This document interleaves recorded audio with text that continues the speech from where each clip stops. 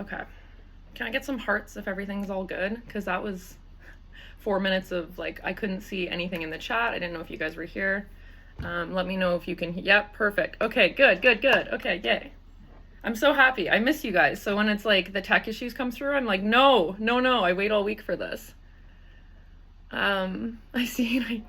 Truly, I'm really out here counseling, Erin. Also, welcome back, Erin. I'm so happy to have you.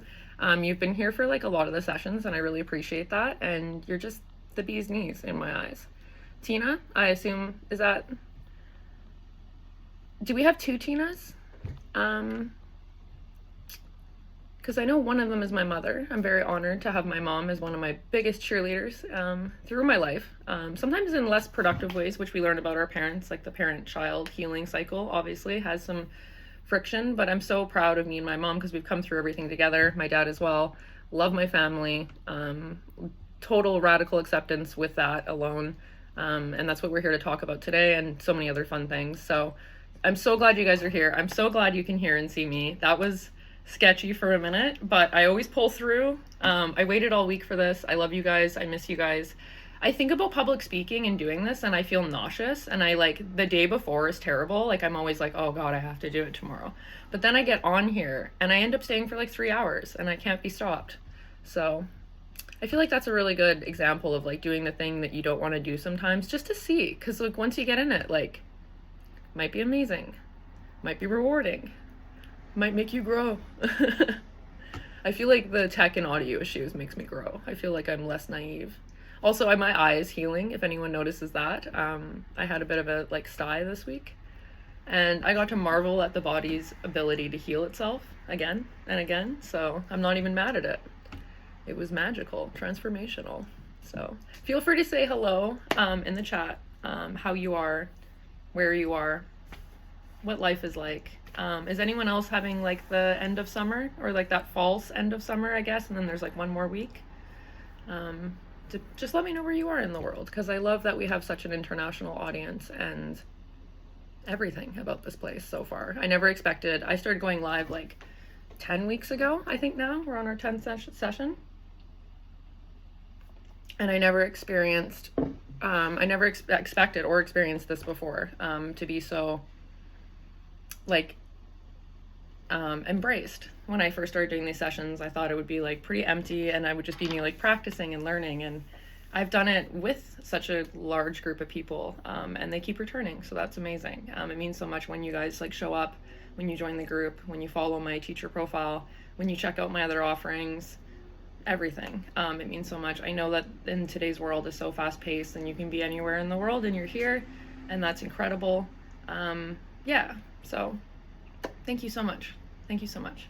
And I just want to say I wouldn't be here without so many incredible people that have inspired me, but especially Jessica Amos. I love to shout her out because I don't know if anyone was familiar with the Open Hearts Club every Monday morning, but I was an avid participant in that, and I'm just still in awe of how she's shaped my life with like her work. So kind of watching her do this work has made it better, easier for me, because it isn't really ever easy, but yeah, I'm honored to see some of myself in her, and yeah, so many other teachers on here. I think I went to like hundreds of live events before it ever occurred to me, maybe thousands, that it occurred to me that I could do this too, and that I have a lot to share, and that it could be impactful. And it has been that, and it brings me to tears like often, which I try to control.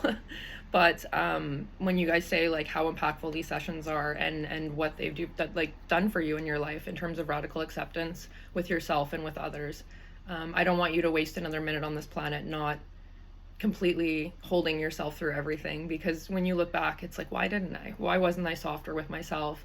Why didn't I strive for the things that I wanted and needed? Why didn't I sink in fully? And I think it's hard when we're neurodiverse. We don't even realize this. A lot of us are discovering this, and it's a neurotypical world. It's like, well, that's why, right? So let's work together. Let's get resources. Let's work together to make it easier for ourselves. So yeah, that's kind of the vibe. If you guys have been here before, you guys know it's kind of like a community chat more than anything. Sometimes we meditate. I usually aim to get a meditation in. Yeah, and then we kind of talk about like the week before, what we're gonna go over. I see some regulars again, and I'm just getting really excited because I love to see you guys here. repeating, returning. It means so much. Wow. There's already so many people here too. I can't believe it. I'm just like walking around my apartment, minding my business, and it's so quiet. And then I get on here, and it's like suddenly 24 people already. Yeah, and you're all listening to what I have to say. That's banana pants. I'm gonna say hello to you guys. I'm gonna be in the chat and stuff as much as possible, because this again is a community space more than anything. It's like really not about me teaching or leading or doing anything as much as like I need you guys as much as we all need this. We are like a interdependent species. We are, community is a beautiful part of being, a human on this planet. And I know a lot of us, I'm sure, have neglected that and thought we could do it on our own. And like, you don't go as far, and you may go fast, but you don't go far. I don't know who said that, but that was one of my favorite quotes. Because yes, when I'm with you guys here, I think it's almost like quantum leaping compared to like when I'm working on my own on things, like to feel all of our hearts together, like wanting a planet where we can all be a little bit safer and a little bit louder and a little bit freer, is really impactful. And it just moves me forward. And I know it moves you forward too, because you've told me, and that's amazing. So never stop letting me know how to make these more helpful for you. Never stop, like just find me. I know you guys, you know the drill. You know how to find me off of here on my teacher profile and stuff. And if there's anything you want to see or you want to do, or you just want to talk, I'm so down. I'm so down. Safer, louder, freer. I love that. How do I say your name?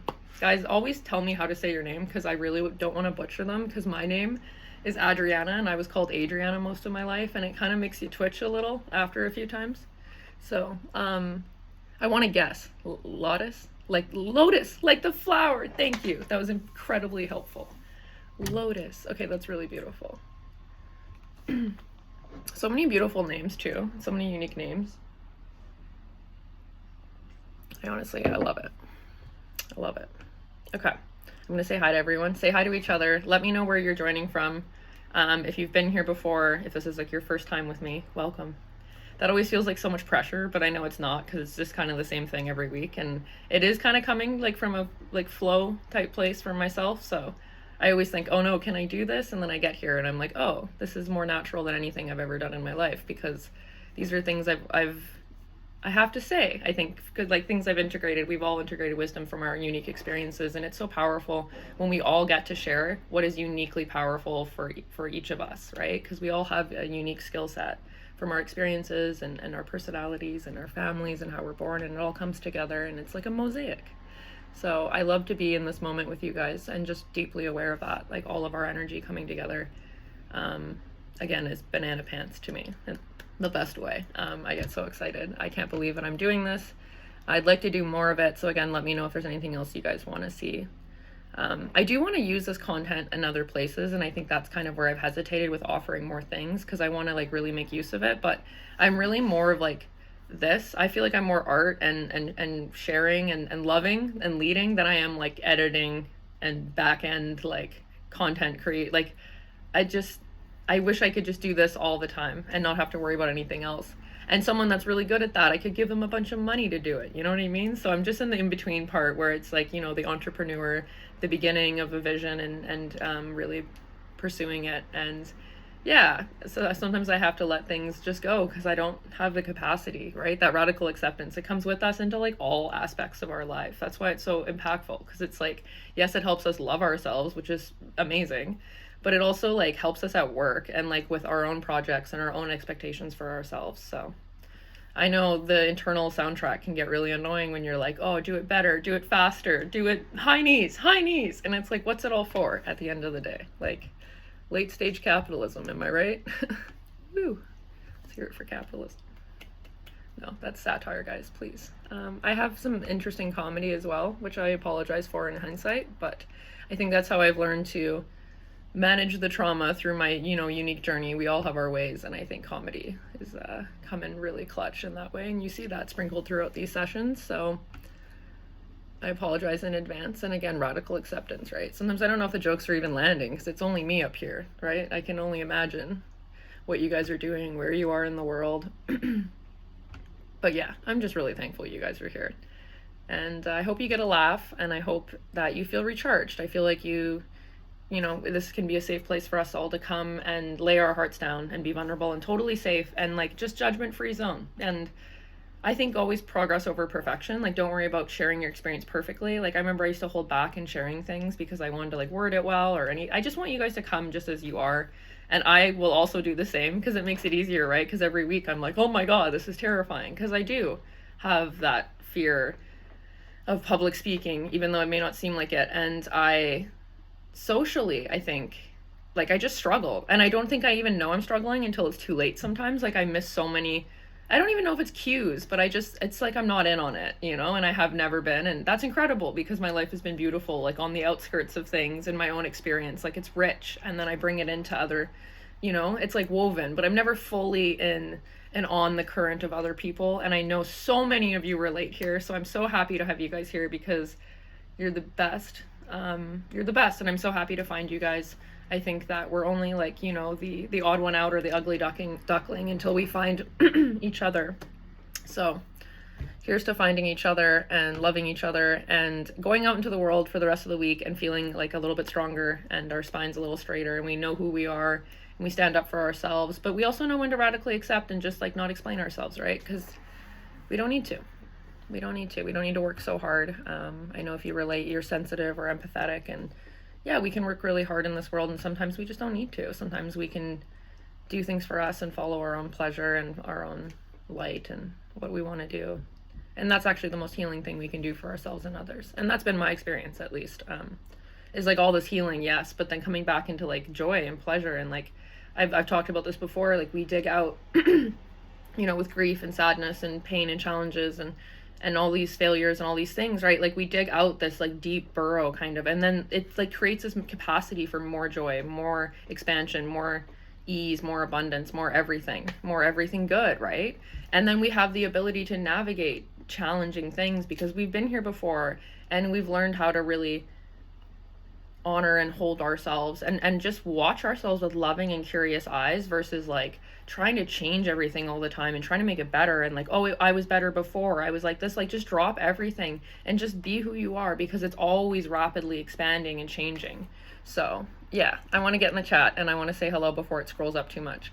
But yeah, I hope this resonates for you guys. I hope whatever seems like a tangent, I swear it has purpose.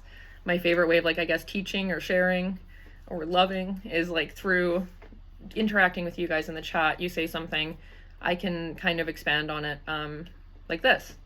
And it's beautiful. And this is the version of me I love the most, is who comes out to hang out with you guys. It's like, you know what I mean? Like, it's like my soul kind of like, you knock on my door and like, let's go play. Like, and it comes out. And this is the side of me that I want to lead with always and forever. That's why I know I have to keep doing this. And I'm honored to do this. And yeah, I'm always going to shout out the people that inspired me. So of course I've already shouted out Jessica, but throughout this, of course, I'm going to talk about like Dr. Kim Sage and different people who really have tangible resources in terms of understanding your own neural complexities. Because yes, we're all having karmic experiences and spiritual transformation and awakenings and stuff, but there's a very third dimensional and realistic aspect of like having a neural complex brain and having a nervous system that is more prone to dysregulation, and like knowing these things and not using them in an unresourceful way, but of course using them in a resourceful way, right? Because there's so many like double standards and judgments about like do you need a diagnosis and blah blah blah. It's like you need what works for you to thrive, like to live once and for all, to be like, oh, it all makes sense, whatever that is for you.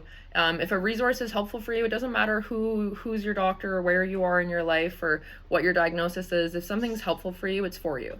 And I didn't even say that. I saw that on an Instagram like comment section and I was like, that's a slay. That's a slay. If the resources are helpful for you, then they're for you. And that was a practice for me too, right? Radically accepting that I might be on the spectrum and I might be this and I might be that, and opening up to these things and then realizing, oh wow, everything I thought about myself was not true. It was conditioning. And when I thought I had deconditioned through years of like spiritual, and holistic wellness, I actually had so many more layers to go in terms of understanding my own identity even. And I've talked about this here before is, I have some jokes too, but I'm going to try to cool it on that. And again, anyone who's new here, I have a healing eye. I had a sty this week, so I just sometimes see it when I go like that, and I'm like, I'm so sorry. It's okay though, guys. It's the body healing in real time. Science. Okay. Kelly, welcome back. I love seeing like the familiar pictures and the names and stuff.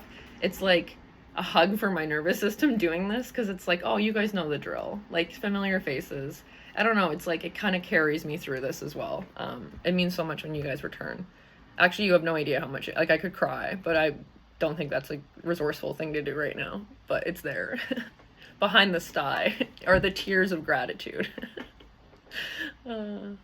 Lotus. Okay, Tina. Aaron. Oh my goodness, I love you guys. Bill, smile through it. Every joke that doesn't land, I just smile and go beet red. Like, in public. I don't know if the jokes are landing here or not. It's probably for my best, my protection. High is good. Am I right? But sometimes jokes don't land in the real world because, let's be real. It's crazy out there. I really think everyone's on the same page, and then I go into like a grocery store and I'm like, some people just don't want to choose joy sometimes, and that's okay.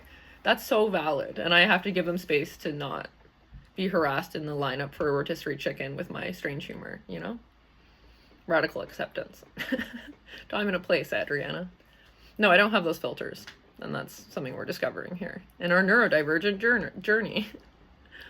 My first time joining here from New York. Wow, that's so cool. Like, New York, like, how central New York? Like, paint me a picture here, Lotus. That's so cool. I have this childhood dream to, like, run away to New York and live in the city.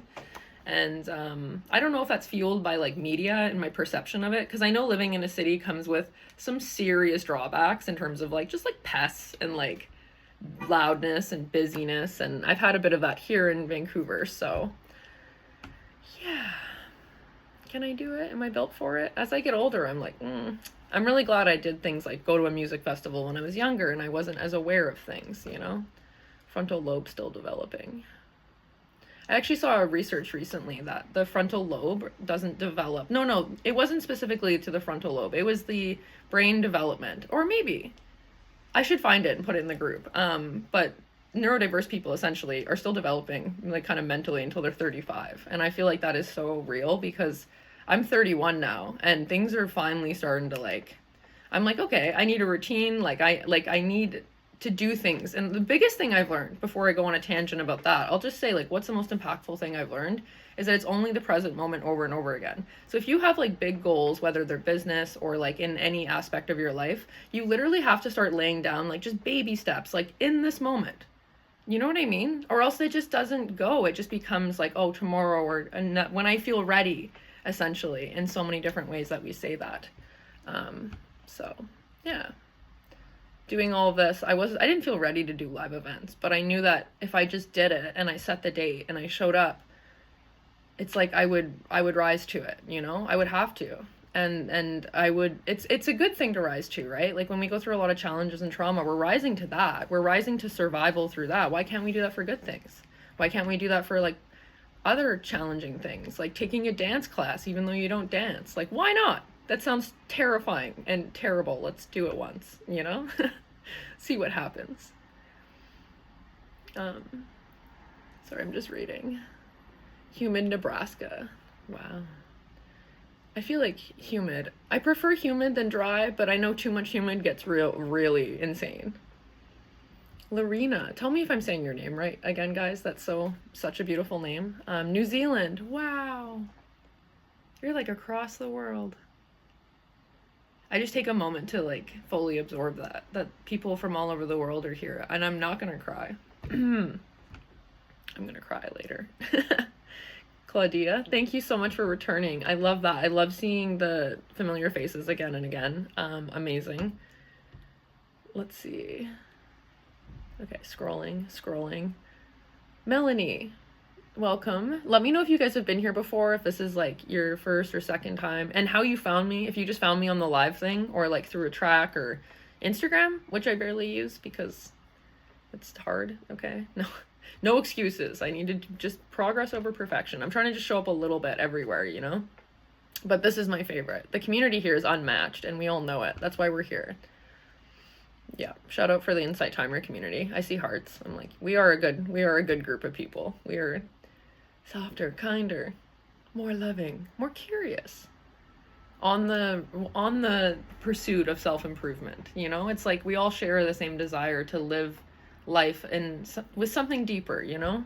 And that is why it's so beautiful to be here. So I'm always thankful for Insight Timer. I'm like, this is, and it kind of does the work for you, right? Like, I'm no good at marketing or business or any of that. Like, I really have a lot of like heart and like soul and message and wisdom to, you know, that I've integrated and I want to share. But getting it out there is actually incredibly challenging, especially for me. So to have something like this where it's like, I already have 56 meditators here. You're from all over the world. And all I did was write a description, and Insight Timer just like, I think you guys find me through the live event page, and I'll never stop being humbled and appreciative of that.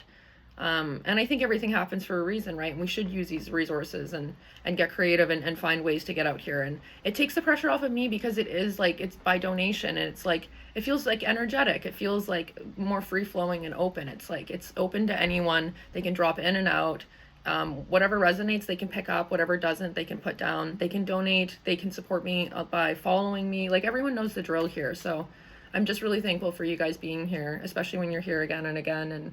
And let me know if you're at the last session, because I made some bold promises about what we were going to do on this session. And I want to see if anyone remembers and if I get held to it, because I will always follow through with my word, but I'm going to see if anyone was here last session, essentially. And yeah, let me know how many sessions you guys have been here before. And I'd love to know how many of you identify as neurodiverse, or or have been diagnosed, or are on the route to diagnosis, or are curious about diagnosis, or if you're just curious because you have a friend, or, you know, like I started getting curious about neurodiversity before I really knew what it was, even just from a really good book when I was younger. And now in hindsight, I see why it was so imprinted in my mind, and I can remember that book more than others, is that it was resonant to my experience, and I didn't realize that at that time. And I was even diagnosed like formally with ADHD as a kid, and the comorbidity of ADHD and autism is like over 60%. But we didn't, like, none of that stuff was known. Like, I'm not like, oh, the medical system failed me. Like, we just didn't know.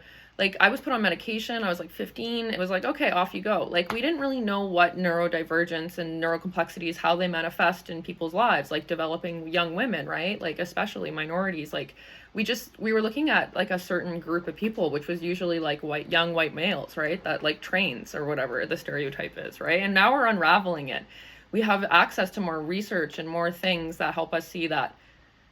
And I think Kaylin Partlow said it, to meet one autistic person is to meet one autistic person, because everyone is so diverse in how they present, because how we are, like, at our essence, but also how we've learned to mask in the world and how to survive, because we didn't know that we were, and we didn't even know we were putting these things down and covering them with, you know, like, we didn't know we were self-medicating. We didn't know we were projecting. We didn't know that we were hiding. We didn't know, and no one does until they do. And then you think it's going to be like awakening and amazing, but it's people being like, well, how do you know? And it's like, fair, because we all feel the same. First, we kind of gaslight ourselves. We're like, there's no way, you know, I'm just lazy. I'll just try harder. Like, how many people have I heard that are neurodiverse? Famous last words. They're like, I just need to try harder.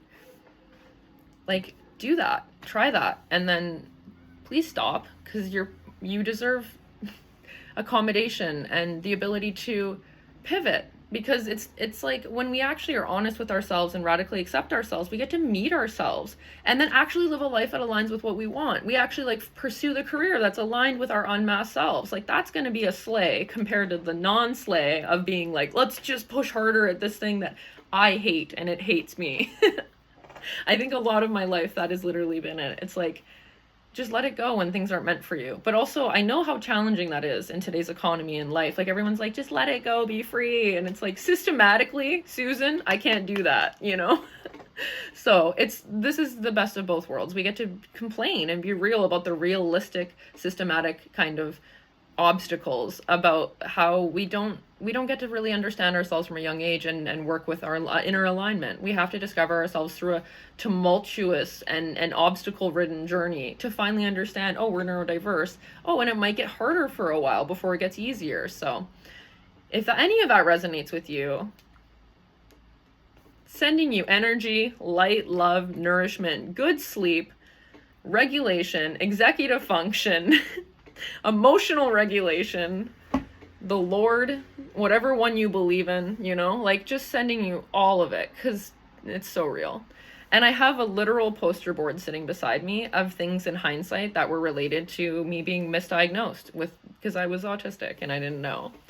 And it's just, yeah, it's like my story, I guess, which I do talk about in the description of this event. It says like Adriana will share like her challenges with CPTSD and autism. And usually I don't do the whole thing here because we're so engrossed in the community sharing and all of those things that I don't have to. And I don't always want to just be like, you know, and then this, because it's like heavy, but it's also like powerful, you know what I mean? So I think weekly we get to come together and we get to really like see each other and resonate with each other and provide that community that we need, and go out in the world stronger. And then, you know, every few weeks we can really get into the story and get into like the really kind of heavier, more empowering stuff. Because it's an honor, right? Like it's an honor. Like think about, you know, precious stones and valuable things that are heavier, right? When they have more value, like there's no good and bad is what I like to say. Like everything gets to exist here. And we always talk about non-duality in the spiritual space, but what about duality? What about like just the craziness of our experiences from one end to another, like how extreme and chaotic and dark and painful, but also how freed we were later when we thought there's no way we're going to make it through this. And it comes back into like light, comedy, loving, sharing, laughing. Like you get so hurt and so burnt out that you go so hard into surrender that you come out the other side and you're just laughing. You're like, how did we make it through that? Right? Oh, the hearts, guys. I'm going to cry. So yeah, I hope that resonates. But I'm so excited. I feel like we all just came through, you know, like the plot of like the Hangover movies, and we're all like looking at each other like, wait, we were autistic? There's no way. I had no idea. Why was it so hard?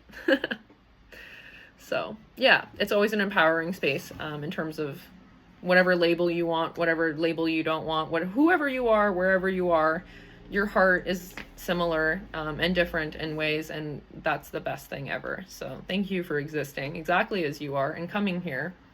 And again, the mosaic, the best mosaic ever, the Adriana alternative community. I don't know why it's hard for me to take it seriously. Sometimes I don't feel like an adult. I feel like, you know, like a field mouse in a woman's suit. I'm like, what do you mean I run a business? I have to go live? I'm just a girl. No, that's terrible. That's very social media of me. Very social media. Very demure. I won't. Guys, I don't scroll on Instagram. I don't. I'm powerful about my time. No, I do. Radical acceptance, right? Maxine from Manchester. Wow, that's incredible. What time is it there, Maxine? And thank you so much for joining. Again, I could just like cry because each of you, like just showing up here in the space, commenting, even being here at all, is like a dream to the undiagnosed autistic me that had no idea why everything was so ouchy socially. Because even if I had friends, they didn't feel, I was kind of, again, on the outside of it, like that woven, you know, never really fully in, but alongside. Zuri, oh my goodness, I love seeing, okay, so Zuri's from the Open Hearts Club, which I was discussing earlier. I always like to shout out Jessica. Yeah, I always say it like she's my favorite voice in my head. And she brought in the best people. Like because I think now I get to see who comes into my energy and into this, and that's so incredible. But I just got to say, like, Jessica, again, inspired me. And the people she drew in were just from all over, all different walks of life, different ages, different everything. And the way we came together, and it really was like open-hearted, was so beautiful. And it was one of the things that opened me up to my self-worth, truly, is every week being shown, oh, I am worthy of love, despite what was happening in my life, which was maybe not so good. You know what I mean? Things were down bad, and I found Jessica, and my internal literally started to heal with her words. Were so loving, and the community, and people like Zuri. And Zuri is just so fiercely empowering in the way that, from what I know and what I experience of Zuri, I just feel like her presence is really empowering for me, and I feel like for a lot of others. And yeah, I'm really thankful to have you here. I have no words, really. I think you know. Sometimes we have, like, Angela is from the Open Hearts Club, and different people. I'd love to see more people, but I know it's like the middle of the day or the night for some people, so I totally get it being a different time slot. But if anyone has recommendations on a time that does work for them, I would like to offer a second session sometime during the week, because I'm obsessed with you all. Okay. What do you mean radical self-acceptance? Krishna, that's a really good question and very relevant to, I think, what brings us here. I think when I sat down, like, this is kind of what I like to say, is that when I sat down and asked myself, like, what would I actually teach? What would I speak on? Because it's like one thing with all of it, like all of this complexity and like the story and all the things, like what is the one thing that like comes through all of it and is the greatest thing? I would say, like, if I was like in, dying at the end of a really epic movie, I would be like, this is my wisdom.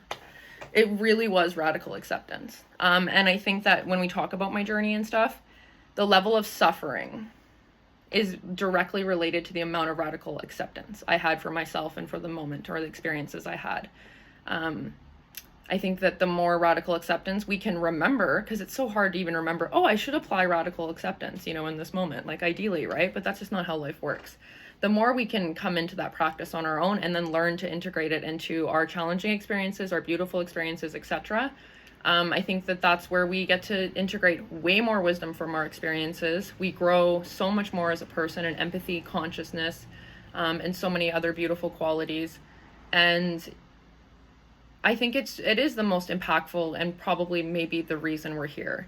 I think that in every life we come back with a little bit more acceptance because we have done everything. We have been everyone. We've been Buddha. We've been Hitler. We've been Adriana. We've been Melanie, Kelly, Jennifer. We've been each other's husbands, cousins, wives. Like we've done it all, and it all gets to exist. And that radical acceptance is like, it makes me catch my breath when I think about it, about how it all is just going exactly as it's supposed to. No matter how I feel, I will come back to that moment where I'm like, when you're deeply in nature and you just see how it all just is, and we are in rhythm of everything.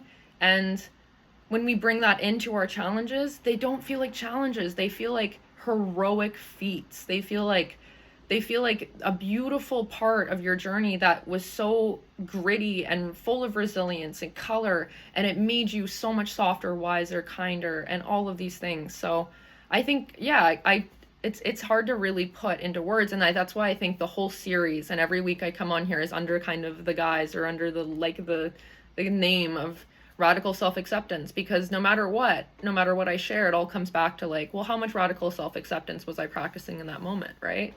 My really dark or, horrifying past experiences, there was less of it. And I think that that's a practice too, right? We're not supposed to have perfect radical self-acceptance from a young age. I think that that's the beauty of the human experience, is literally like learning this as we go on and never fully mastering it. And what is enlightenment? I think we're here to be human. We're here to be deeply human, and that's the spiritual experience. And it's an honor to do that and realize that. And can we realize that without radical acceptance? To really have our face pushed in the mud and you just give up at a point, and in an empowered way, like it's a surrender of like, there's gotta be a way. Thank you so much, Erin, for your donation. I just see that and it makes me emotional because you have no idea how impactful it is. I love you guys so much. So yeah, I don't know. It's just, I think radical self-acceptance is the thing that is definitely come with me through it, whether the absence of it or the presence of it. And it's something I can always speak on. And when I really love someone, and I could write a poem about people I barely know. I'm such a lover girl. I'm such a romantic. I'm just such a poet. I'm definitely an artist. I'm definitely sensitive, way too sensitive. Is that a thing though?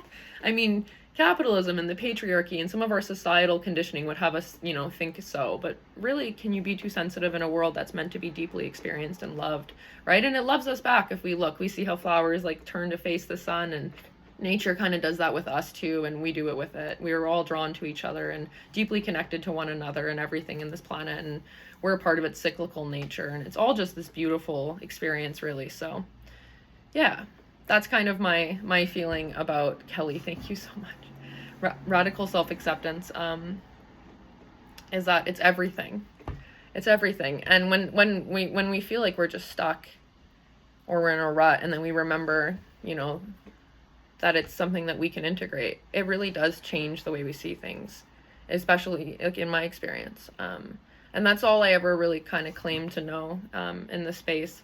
I love that it's like, it's just personal experience. No matter what certifications I get and what work I do outside of here, at the end of the day, I feel just so deeply human with you guys. It's like everything else gets to be laid on the floor, and I get to share my deepest experiences, and you guys share yours. And it's so beautiful, like the vulnerability we've seen in this space since I started this. So I'm so thankful for you guys donating, for sharing, for listening, for asking questions like this, because that is something I love to define in these sessions, because that's really like what they're about. I hope that if one thing you walk away from, you know, from these sessions with, it would be like the ability to be curious about how to apply more self-acceptance, like radically. So I think when I felt my ugliest and my most monstrous and my most terrible and my most misunderstood is when I deserve that self-acceptance the most. And when, as soon as I found that, which took me so long, because I would be like everything but radical self-acceptance. It's almost like being electrocuted at first to love yourself when you don't want to, right? And when I started to kind of integrate it, it was like it all became clearer, it all became easier, it all started to make more sense. But it's not permanent, right? I think that this is a daily practice, right? No matter how far I've come, and I look in the mirror and I'm like, who is she? She's amazing. She's someone her inner child would run to, and that's the highest level of healing, right? For me, in my experience so far, all of it's healing, even the ugly stuff. But just to be like integrating the stuff I was learning about years ago, and standing kind of straighter in myself and my ability, and setting boundaries. That's crazy. I know we all talk about it, but have you like actually doing it, and actually doing it sometimes without even realizing, because that's like neuroplasticity at its, you know, at its highest. And that's not just like behavioral change. That's not just behavior change and doing stuff like this. That's like, I think a lot of like physical, right? I think we can't just move emotional and behavioral components in our life. It has to be equally met with like a spiritual component, a physical component, right? Like a lot of people that are, you know, have a lot of PTSD or trauma are often endurance athletes, they're finding now in research. And I'm like, yeah, it makes sense. It's, for me, I'm a cyclist. I've talked about that on here, and the way I am on a bike it's like my first language. I think sport, movement, art is my first language, and English is second. And I love English, and I love writing, and I wrote something beautiful that I want to share next week. But again, you guys got to hold me to it, right? Like, or else I won't do it. No. I don't think anyone remember, but last time I said I would share my story and we would do a meditation. And I'm looking at the time and I'm like, I feel like we should move into that if that's what you guys want. So I just totally want to hear what you guys are looking for in this session, the next few sessions. I'm an open book. I'm trying to make them shorter, because then it's more sustainable in terms of me making, if I want to make content from it. And I don't know if I will do that though. Let's be real. And if I just, anything in terms of, I guess, like offering more things outside of this, or even like a Tuesday session or something. Sometimes I can go up to like 3.5 hours and I'll just lose my voice. And that's the reason I leave. Because I think just on a very like real level, I am kind of like starved for this in the world where, you know, I go out into the world and I'm still like heavily misunderstood or, you know, not really appreciated. And then I come here and it's like, it's incredible. It's like night and day. So yeah, it's such an honor to have you guys here. And I want to just spread it throughout my week in different offerings, rather than coming here and going until my voice literally stops working. Like more of me. And I always say too, guys, like a week is too long. Come find me off of here or on here. I just uploaded a bunch of new tracks and they're very vulnerable. They're definitely not designed for like function. Like some of them are not like a daily meditation practice, but so much as like very vulnerable, like actual like slam poetry style, like very vulnerable from the healing, the raw, the authentic. So I don't know how that goes on Insight Timer. I don't see a lot of that on here. And if there is, like, someone let me know, because I love stuff like that. But there's so much stuff on here. It's actually amazing. I found so many different teachers and different, like, this place is so diverse and beautiful and magical. This really is like the magical world I always was disappointed that I didn't have. Like, you read Harry Potter growing up and all these things, and you're like, okay, great. Well, I have an alternate universe for like safety and fun and magic. And I think Insight Timer is the closest I've ever come. And I think that's why coming on here is effortless once I do it. But I'm always so anxious coming in the day before. It, like, the minute after this live ends, I'm so emotional and grateful. And then I'm so relieved because the next one is a week away. And I'm like, I'll find you guys like in the community group, and I'll find you in other places, and, you know, it takes the pressure off of me, and then it winds back up. And my thought was, if I do it every week and it's a community space, it won't feel so terrifying. Like, it'll just come to be like, oh, just Thursdays. But guys, I tell ya, no. No. But it keeps me honest, right? It keeps me like, I'm like, oh, I gotta stay hydrated so I don't get brain fog during my live events. I gotta do a little workout the night before to move my energy. It keeps me on my, it keeps me, I don't know. I'm already a woman of integrity. I will say I've been investigating my values for many aspects of my life, because I think it's important to really know what moves us and what connects us to other people, and get curious about that. And my value is definitely integrity. But I don't know. All of this brings me to an even deeper level of it. Because you guys inspire me and make me feel magical. And that sounds really lame, but that's absolutely truth. The more cringe, the more true. Am I right? Am I right? You offer human connection to total strangers. That's very rare these days. Erin, you see me. You see me. Like, you just see me. And I love that you're here. You're never allowed to leave. This is like a contract. Sorry, it's been a long time. So much shifting, so much rearranged. I'm practicing surrender in this. Oh, thank you for welcoming people too. It makes it so much easier for me. God, Zuri, you're just like the realest real one from the minute. And I always assume that we're all just like, and I think I still have to reply to your message now that I think about it. Because yeah, we're all going through, I think the Mercury retrograde and this specific full moon and this just end of season shift for me was wild. I feel like I feel like not even the same person I was a few weeks ago, but also so much of the same. And I feel like if I feel this way, surely other people are. And I think that's why it's nice to come here and like slow down or speed up together, right? In celebration and joy and comedy, or like, you know, and whatever this was. So I can't imagine, like, did you feel the retrograde? This was one that knocked me out compared to like other ones. I was like, yeah, you know, like the retrogrades, like they can like slightly externally affect me, but I'm like strong in myself. And then this one was just random. Like, I was just dropping and breaking and making small minor mistakes, and I saw so many car accidents. I think that's my least favorite thing. I always notice that around full moon and retrogrades, and living in the city, I'm like, oh, is everyone okay? Like, I'm gonna and it's like the emotional, I'm like ODing on emotions at any given time. I'm like feeling everything. But then I think my cognitive emotion, if that's possible, I said my cognitive empathy is lower, but my physical and my emotional empathy is so high. So yeah, I can be very tender during a high energetic time. But I wouldn't change it, because that's when I make the most beautiful art and poetry, is when I'm really going through it. Okay, I'm scrolling through because I don't want to lose the chat, because sometimes it does go. Oh, Christine! Hello, Christine! Again, welcome back. I love seeing you guys over and over again. And Christine, I will never stop shouting out how I was going to a concert alone and I was scared, and she just like said something that was just so healing to me. She just said, like, give yourself the permission to leave early. And then like just having that permission, I guess the radical acceptance of myself and maybe not having to stay the whole time made it so I did stay the whole time and really enjoy it. So Christine, thank you for like coming with me to my concert in that way. And I kind of brought all of you, and even Claudia the next time was like, how was your concert?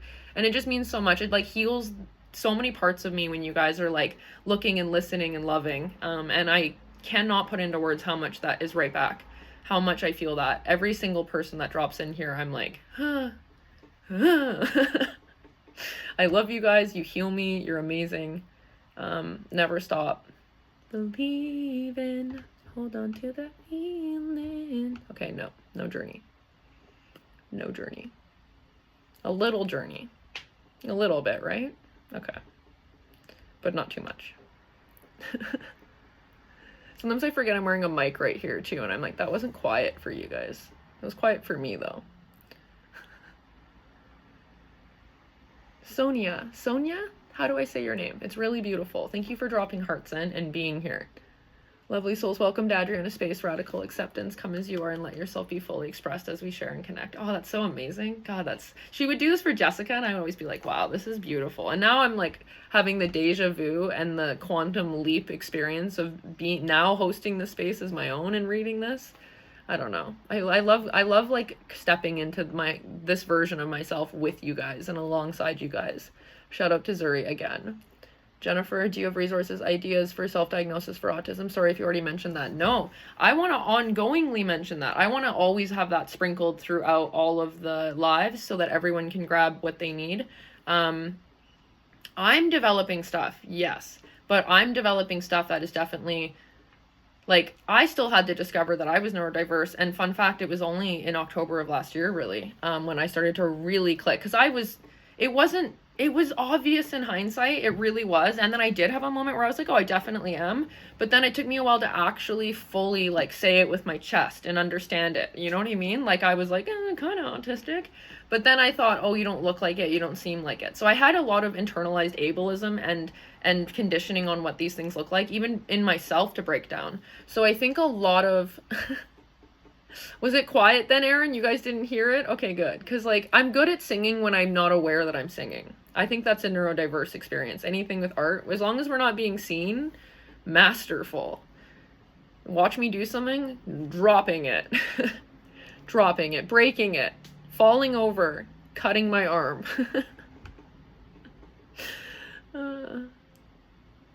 So in terms of resources, I see as like kind of the master resource is coming here, because I think a lot of us like kind of lack the community and the validation. I think when we share an experience that we didn't know we shared, so healing, so amazing, very fetch, very demure.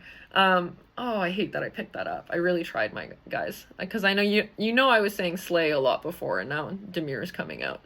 But I always love recognizing, sorry, right back to that, Jennifer, Dr. Kim Sage.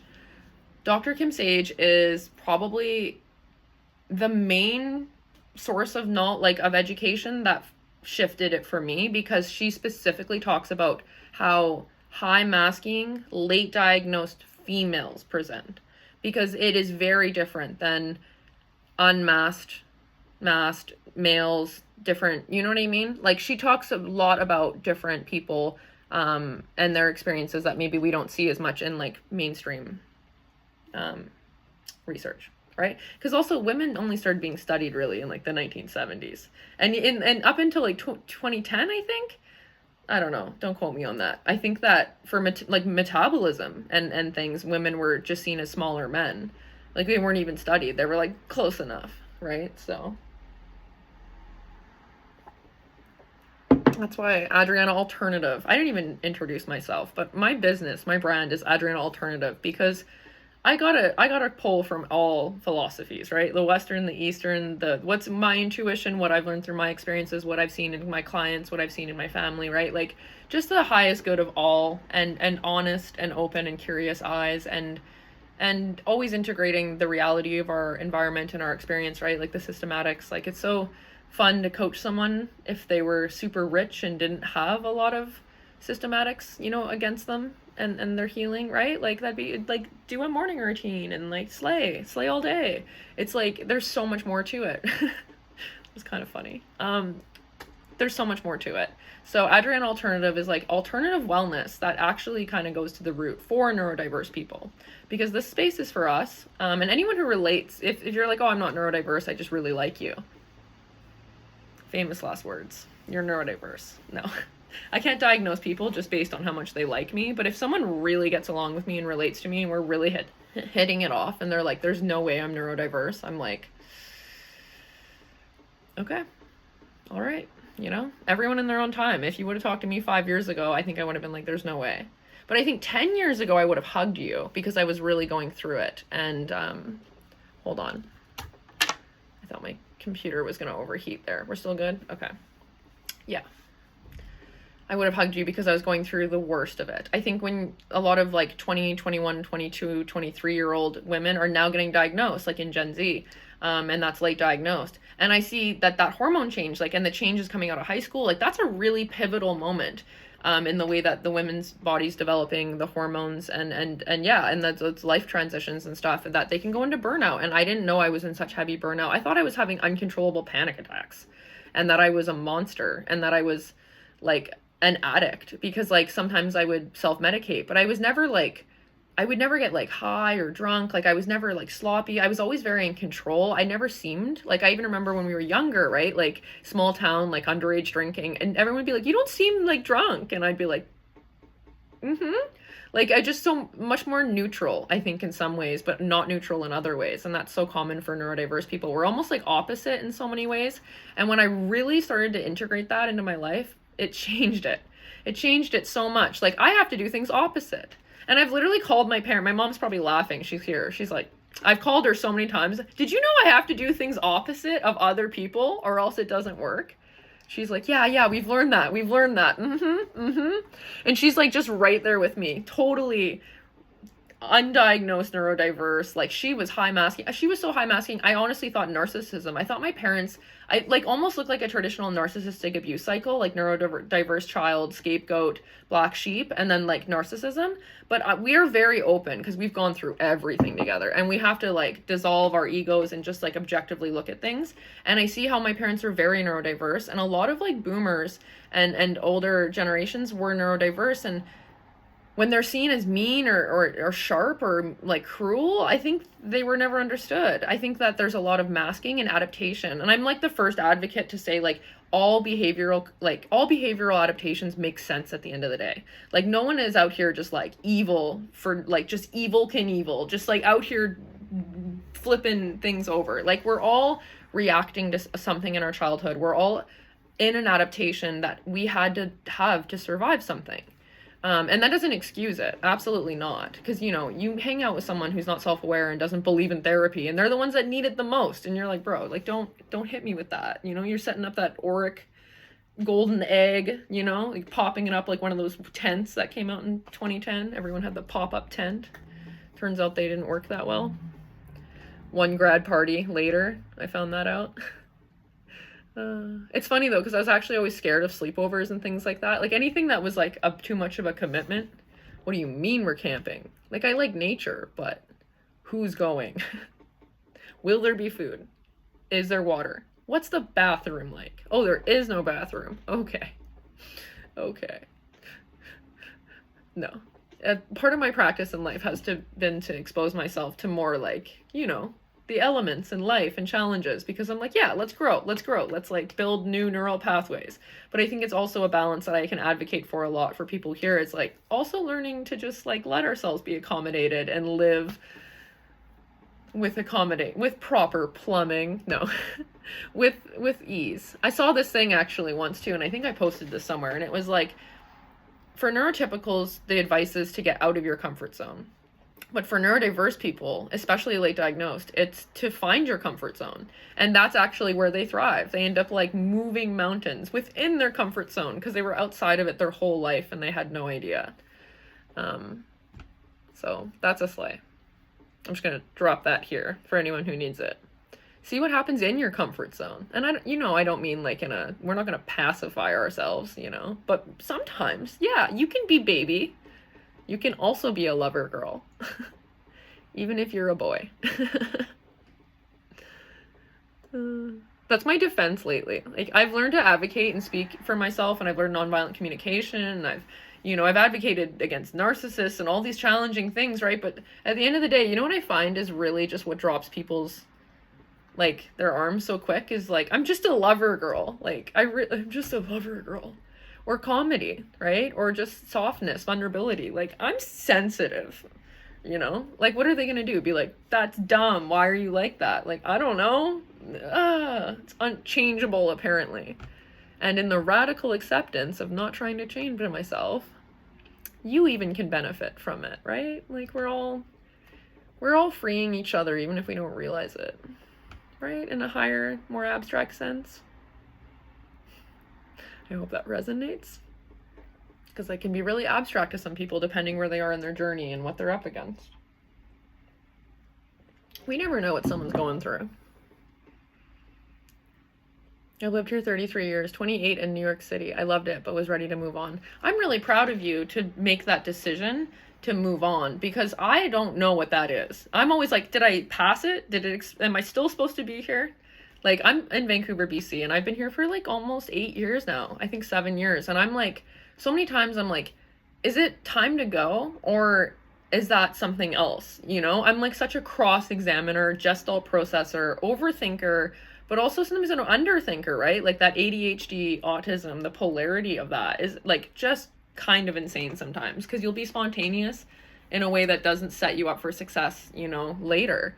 But sometimes jumping is the best thing you can do, and just saying enough and moving forward. So I always really admire people that like just make definitive moves like that. And I can't imagine how, I don't know, just how, like, I just am like autistically imagining all of your experiences leading up to that and how beautiful they were. And that poetic moment where you packed up and just said like onwards. And then now you're just fully in a new place and new energy. And then you're here sharing that with me. So that's incredible and inspiring. And I love it. Stuff like that. I don't know. I guess I just like am very like highly empathetic, and I put myself in people's shoes. One person here was telling me a few sessions ago that they were going through a divorce. And I actually got teary because I just imagined just, I don't know, just the transformative energy of that, of moving, you know, past something you've known for so long, and a version of yourself that was in that, and going out and into the world, no matter how, you know, ready or unready you are for that. I don't know. It's just so beautiful to be human. I don't know. All of it makes me emotional. It's all an act of bravery. Everything, even going to the grocery store some days. So I love being in this moment and being human with you guys, which is the most alien thing I could say if you think about it. Like, well, what would an alien say? I love being human. No, it's just, I think I've been here before, you know, and I'm like glad to be back in so many ways, even if it's just 1 or 2 lives, you know, because how will we ever know? Like, there's like that Friends quote, and it's like Joey, he's like, how many lives have I lived? And Phoebe's like, you're brand new, sweetie. And he's like, aw. I love a little Friends. Routine is so important. Currently in the middle of recreating what that looks like. That's the best. It can feel very unsettling, but I feel like those moments, like while they're unsettling in that moment, you move forward and you're like, oh, that was so worth it. Kind of like when I deep clean my apartment, like during it, I'm like, everything's everywhere. Like I'll start a million things. The neurodiverse need to like start vacuuming, doing dishes and laundry all at once, and then do it all inefficiently at the same time. It works, right? Radical acceptance. I just do what I need to do, as weird as I do it, and I'm done. And I look around and I'm like, everything is so nice and clean. And it was because I went through that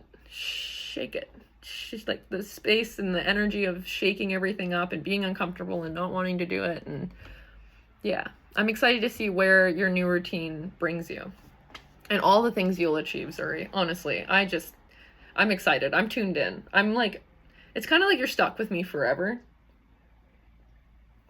I think anyone from Open Hearts Club knows that. We're all connected. How do you deal with friends and family? Together forever. So happy together. I think of the Cadbury, like chocolate commercial when I sing that. I miss like just commercials. I don't know, like peak millennial childhood, just watching mostly commercials, but a little bit of afternoon TV with your sibling after school. How do you deal with the friends and family not thinking you have anything useful to offer? Like when you offer advice, they always seem to disregard you, starting to take it personal. I have so many things I could say to this based on so many, like, because I relate to that so heavily, and different versions of my life and what I would have said to you at every different version. So I'm just going to integrate what the highest... Don't. They don't want it, don't give it. It's not for them. I've learned that. Oh my God. I think part of like giving these lives, I had to just give less like free knowledge to my parents on these prolific phone calls. I was like, this needs to go somewhere. Yeah, I know. Aaron with the awesome question. It's true. This man is prolific also. Maybe that's just my word today, but you just don't. And I love Aaron that I'm just like, all of your answers, I'm like, don't do it.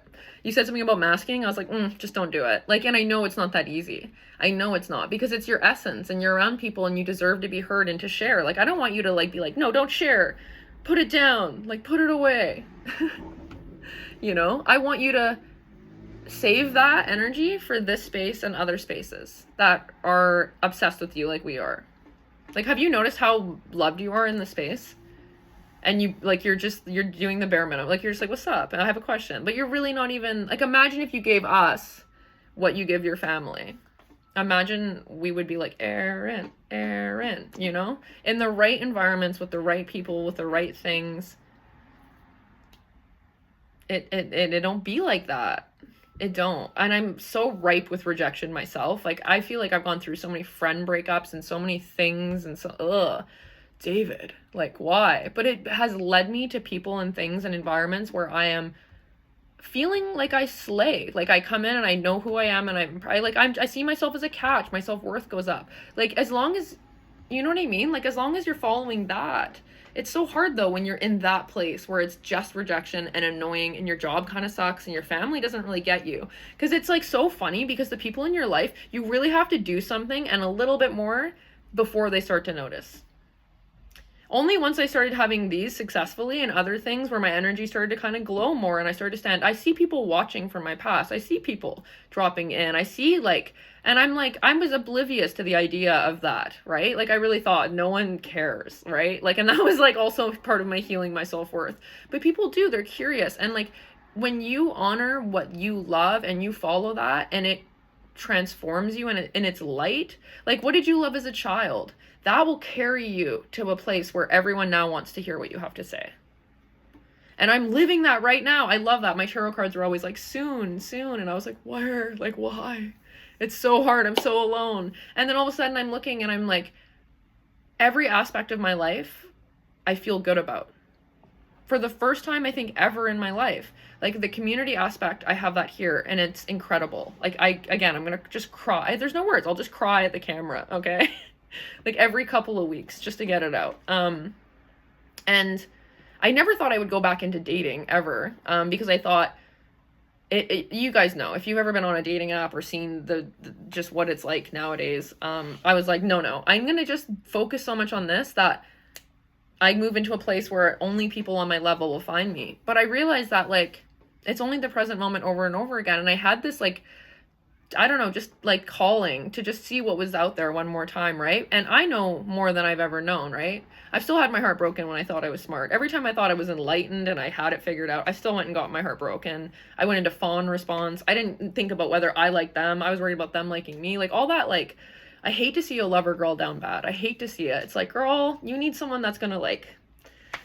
Anyway, but I'm just going to say, dating before and after learning about masking and finding resources and applying them to my life was the difference between night and day. Like, a really good movie and a really bad movie that you almost don't want to watch, because it's like, is there a good ending?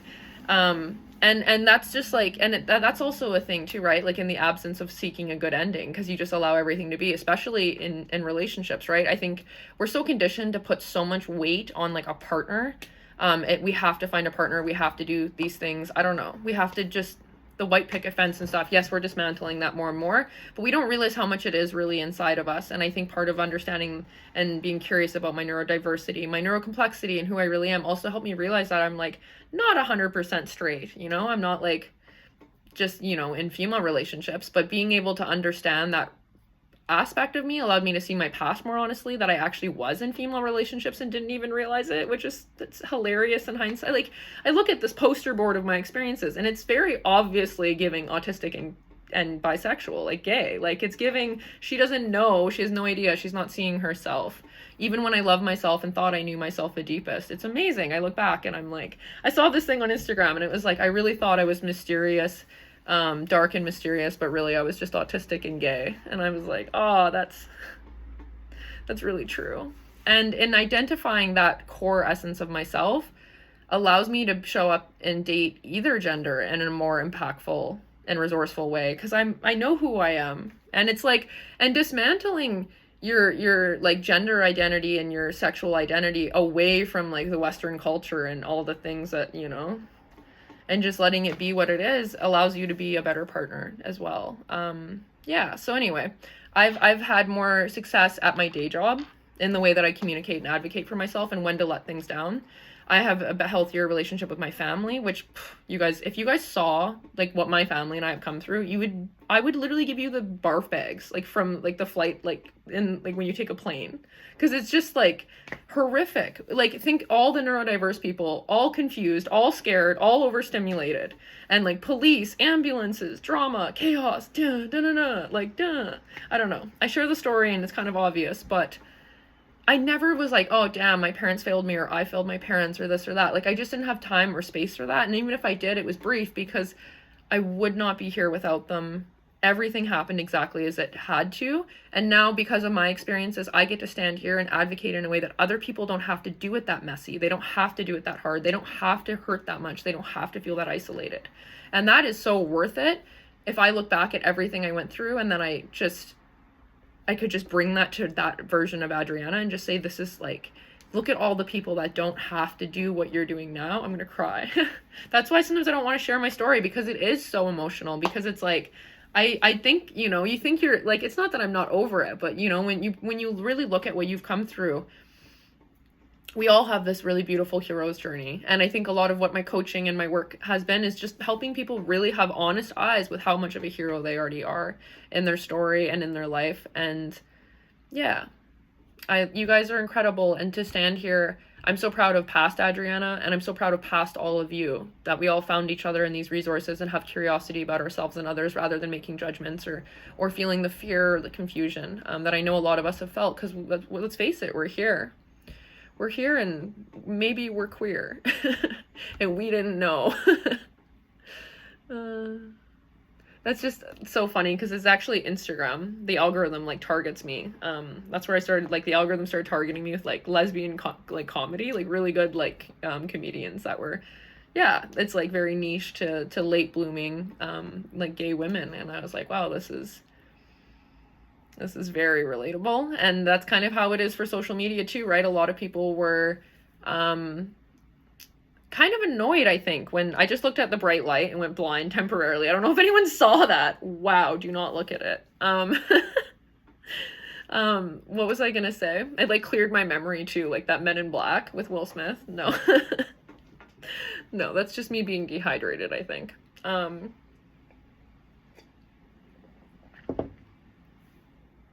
Where was I going before I stared into the light? I mean, I'll loop back. It's inevitable.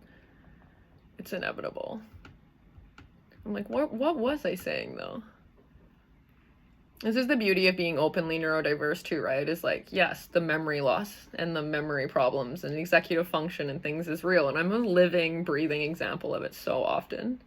And I even said that on one session, like that one of my worst aspects of my skill regression was my memory loss. Like, and I'm like, even if my memory was bad, I was still anxious enough to not forget things, because I was just anxious of like taking up space or bothering anyone. And I actually like left my laundry for like 2 weeks in a machine, and that is just so unlike me that I just like, I don't think I still don't know if I've moved past it. That's a level of memory loss that I just didn't know possible. And I was like listing off a bunch of other experiences that were similar, and someone was here in one of our community gatherings and they were like, wow, like I thought mine was bad, yours is really bad. And I was like, thanks. I'm glad to share it though, so that you don't feel so isolated and like, why am I being so forgetful lately, and being hard on yourself. It's like, oh, it's part of it. And they say skill regression, it's kind of like the butterfly, right? I think Method Creative, one of my favorite creators on Instagram, is like, I think a psychologist that studies this as well. But she shared this image of like the caterpillar and then like what's that? I forget the name of it when it goes caterpillar to butterfly, but it's in that like metamorphosis period, and you're like kind of your mass self is like your caterpillar, and then your metamorphosis is like your skill regression. It's very painful, very uncomfortable. You lose skills that you didn't even know you had acquired through your masking, and you feel kind of like a giant baby. I saw someone say in an interview, and I was like, that's a slay. That's exactly how I felt at first, just like a giant baby. And then boom, butterfly. You integrate all the skills you had during masking, but in a more resourceful way. Your stream of consciousness essentially just changes. Like, and that's why I'm such an advocate of like, even if you don't know for sure if you're autistic or neurodiverse, dive into the resources. If you feel called to, like, get in there, because who knows if it shifts something forever for you. if it helps you advocate or understand or love yourself more clearly and what that looks like. And yeah, imagine how that'll affect everyone in your life too, right? Like if not for you, imagine how it'll affect everyone who looks up to you. And when you just have that level of self-awareness, right? Because I don't know, I guess for me, it was always kind of an empowered thing because I've been on such a diverse journey. But some people I've spoken to, they're like, oh, I don't want to know, because I think there is a negative connotation to these things, but there's no like lack of ability in any one specific autistic or anyone on the, you know, spectrum, any one person. It's like we're like a color wheel, and where we have like so much color and intensity and vividness in some places, and then we have different, like it's just different for everyone, and we have to be that way. We are kind of like that unique snowflake or fingerprint, right? And our neurodiversity is part of that, and neurocomplexity is not a bad thing in any way, shape, or form. But I've also had to dismantle the idea of like good and bad so much through my journey, because how would I move forward? Because everything was bad at a point, right? In traditional sense, like that's not resourceful. That's not going to help me. And I'm very sensitive to things being labeled as such, because it's like, I can't exist in these boxes. I can't exist in good or bad or happy or sad. When people ask me, are you happy? I'm always like, happiness is a moving emotion, like neutral. I'm happy with neutral, baby. And then just experiencing my emotions and coming back to my safe neutral and just moving through life, not like in the storm of all my currents, all my emotions, one to the other, this experience, that. No, it's like, oh, beautiful emotion, back, beautiful emotion, back. Moving through life, seeing it, not layering it and getting lost and projecting. And you know what I mean? Just like brush strokes. Beautiful, painful, right? But beautiful, like the grief, the sadness, the joy, and appreciating and understanding and having observation, right? Like to witness it almost as a canvas. Yes, we're going to feel our emotions, but to observe, right? We learn that. We come here, this is like a mindfulness app. When we observe things, how much better does it feel? How much, it's like taking off like a heavy, unnecessary set of chains, right? And they're our own, we always learn at the end of the day. Yes, society tells us things because it's being told that from, you know, we're all being told things from a child and picking these things up, and then we put them down, and then we return to our core essence, and we get to do that together. So it's a slay in my eyes, the whole journey, even the really painful stuff. Especially the really painful stuff in hindsight, right? And we don't share enough of it. I'm going to be the first one to stand up and be like, I have felt ugly. I have felt wrong. I have felt bad. You know, the duality, embracing it all. So yeah, anyway, that was a tangent that went far beyond and after Erin's question. So I'm just going to thank Erin again for the question. We went into a whole other, but it always comes back to radical acceptance. Am I right? I'm all right. Okay. I'm so honored to have to scroll through the comments because you guys are so like active here. Like, thank you for your hearts, every single one of you. I found you through the live stream. Okay, helpful. Slay. Let me know, guys, where you're dropping in from, where you're coming from. If you've been here before, last week was my first time finding you. Kelly, I like remember you like vividly from last, and I actually did like a little prayer that all of you would come back, and I'm so honored that you do, because I'm like, oh, I get off the session, I'm like, today felt really good, and I want to see all those people again. So it means so much. Lotus, happy spring. That's so beautiful. Jen from Boston. Jen from Boston. I love that. So personal. I think we just went from like first name to like just Jen from Boston. She's just a homie. She drops in every week. We're all best friends. No, really, you guys are like energetically the best friend I never had and always wanted. I think I always had friendships that were beautiful, but nothing that ever really I felt deeply, deeply seen. And if I did, man, those were the ones I had the worst friend breakups. Those are the ones that were not long lasting, you know? And I think, again, karmic experiences. I'm a big believer in all the things. I'm a lover girl. Of course I love astrology and spirituality and the idea of like soul and karmic relationships and experiences. And I'm so honored to have had like such high electricity kind of moments and experiences and relationships and friendships and connections. And we never really get to keep anyone or anything. And we learn that over and over again, right? Even nothing is promised. Oh man, look at the news, look at anything, look outside. It's all just, we had no idea. Who knew it was going to be windy today? Is it windy? No, it was windy yesterday though. But who knew, right? Like until we woke up today and here we are in this moment. We try to control things. Yeah, right. Yeah, right, says everything around us. But the one thing we can control is our level of acceptance. Oh, mic drop. Because that's like it. That's the one thing I could teach. The one thing I could, we could walk away from is we go through whatever. But as long as we have that radical self-acceptance or the desire to practice it, it makes it easier. Everything else we do go through. I don't consider myself neurodivergent. I just love your energy and spirit. That means so much. And I love hearing where you guys are, where you are in your journey and how you see yourselves. And your son has autism. What I'm starting to find is a lot of people that have kids that have autism that are discovering that they also are on the spectrum, but maybe again present differently because they're used to seeing like their child's, I guess, like phenotype or like the way that they present. So like a young boy would present differently than a late diagnosed or high masking female and stuff. So it's really interesting. And yeah, I don't know. It's like something I think that's often talked about and debated amongst everyone all the time. It's become controversial. It's like, at what point do we consider ourselves neurodivergent? Like, where's the line? And like, because there's self-diagnosis. I think there was like recent research that showed like over 80% of self-diagnosis has been proven to be correct. But I think regardless, whether your idea of something, like whether our idea of ourselves falls within any kind of like Western metric, right? Like, I think at the end of the day, we're all just like, all of research and science and language is us trying to create representation and like a way of, communicating and understanding and making sense of the world around us. And arguably we don't actually ever really know. Nothing's ever really confirmed. So we're all just on this journey together, and we're all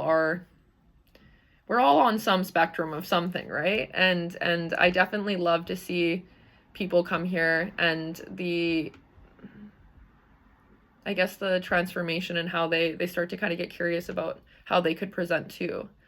But I think there's something I love so much. I work with kids, especially my day job, with rock climbing. I think I've told you guys before, I'm like a kids rock climbing instructor.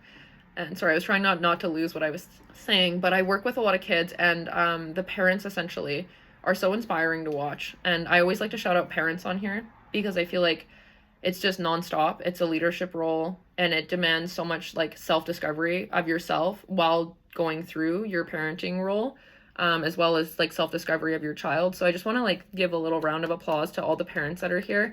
And when they say that they're coming here to like, yes, you love my energy and me in this space, but that you're coming here for your son so that you can understand him better and advocate for him is so beautiful that I don't have words for it. So I just want to like raise the roof a little for you in a very 2000s way,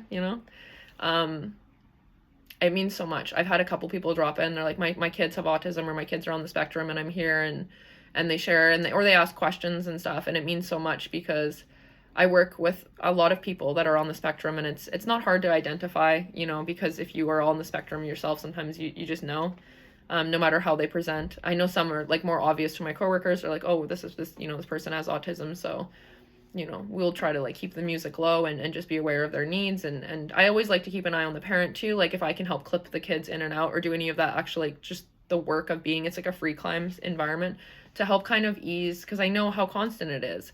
And often the parents are neurodiverse and they don't even know, and they're kind of swimming against their own streams, and then they're also taking care of their kids. So to be a parent on this planet is so brave that my brain can't really fully comprehend it. And that's probably why I don't have kids yet.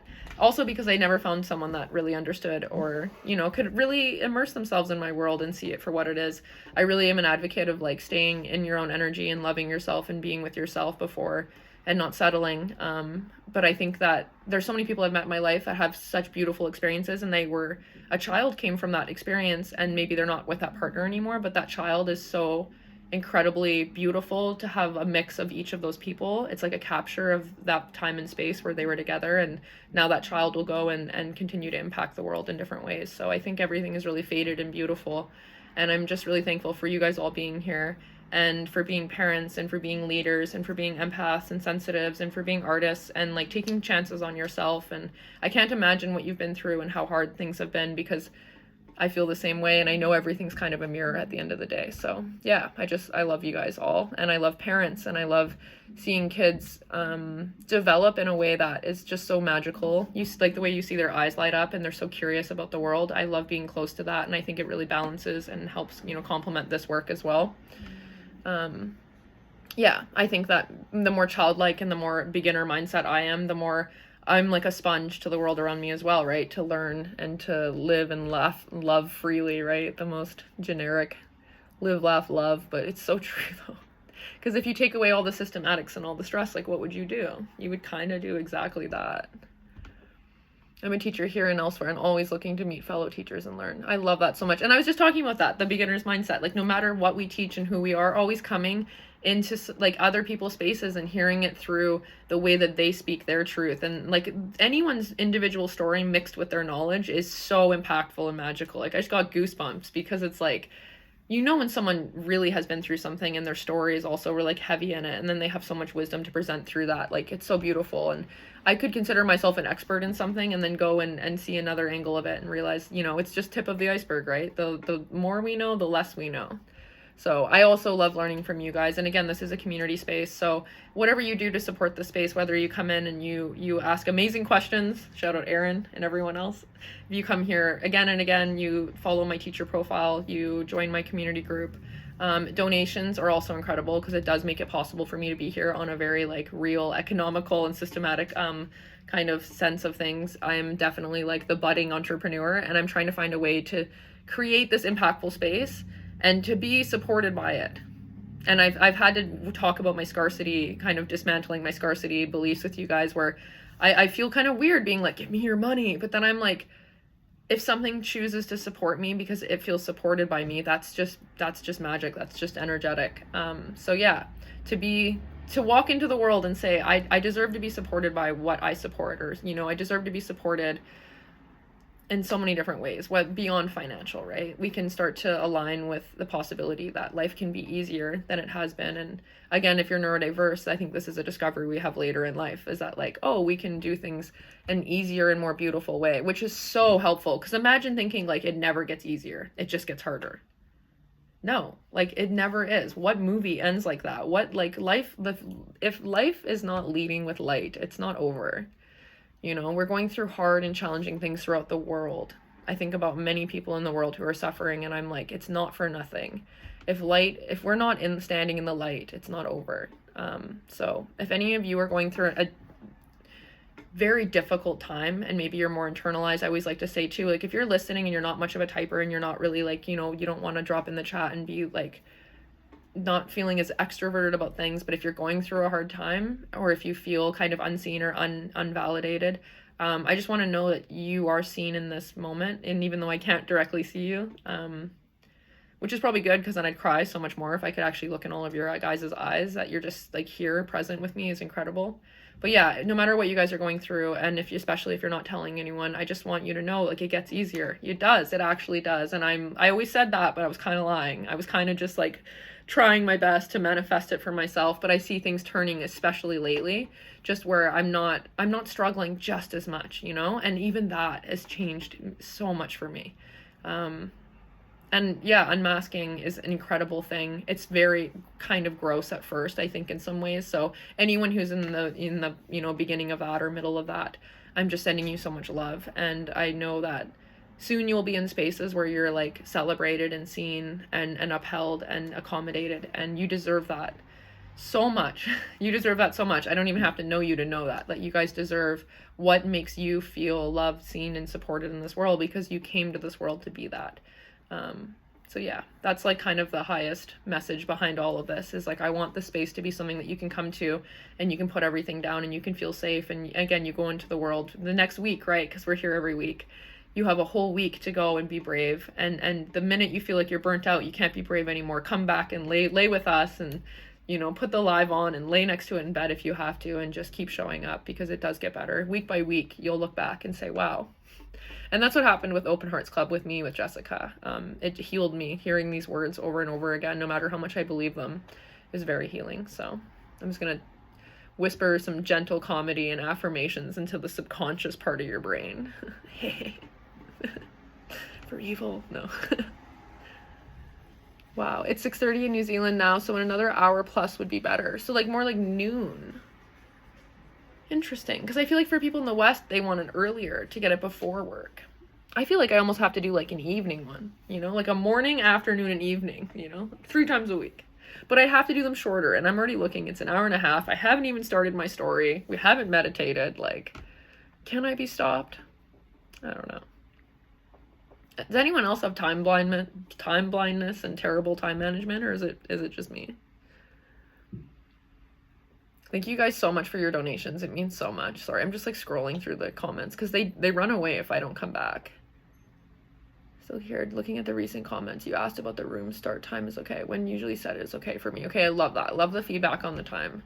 Lotus, love authentic. Oh, Michelle, it's so great seeing you again. I distinctly remember your beautiful face and your picture and your name, and you were here during the last session I told my story, and you were one of the reasons I felt so brave going through it. You were just like dropping in so much encouragement while I was going through each point, and I was like, okay, all right, like, shout out to Michelle. Cool Beer, I think you've been here too before, correct me if I'm wrong, but thank you so much for being here. Hello Carolyn, whatever you have capacity for, I'm here for it all. I love that so much, Carolyn. I feel like that too when I find someone that I really resonate with. I'm like, all the things, all the offerings, like I'll drop in. JC, that's so beautiful. I love the way you spell your name. Is that how you say it? Franny from Germany. Wow, you guys, this is amazing. Christine, I didn't get to hear Journey. Okay, yeah, no, the singing thing. I will always say on record that I'm not a good singer, Erin.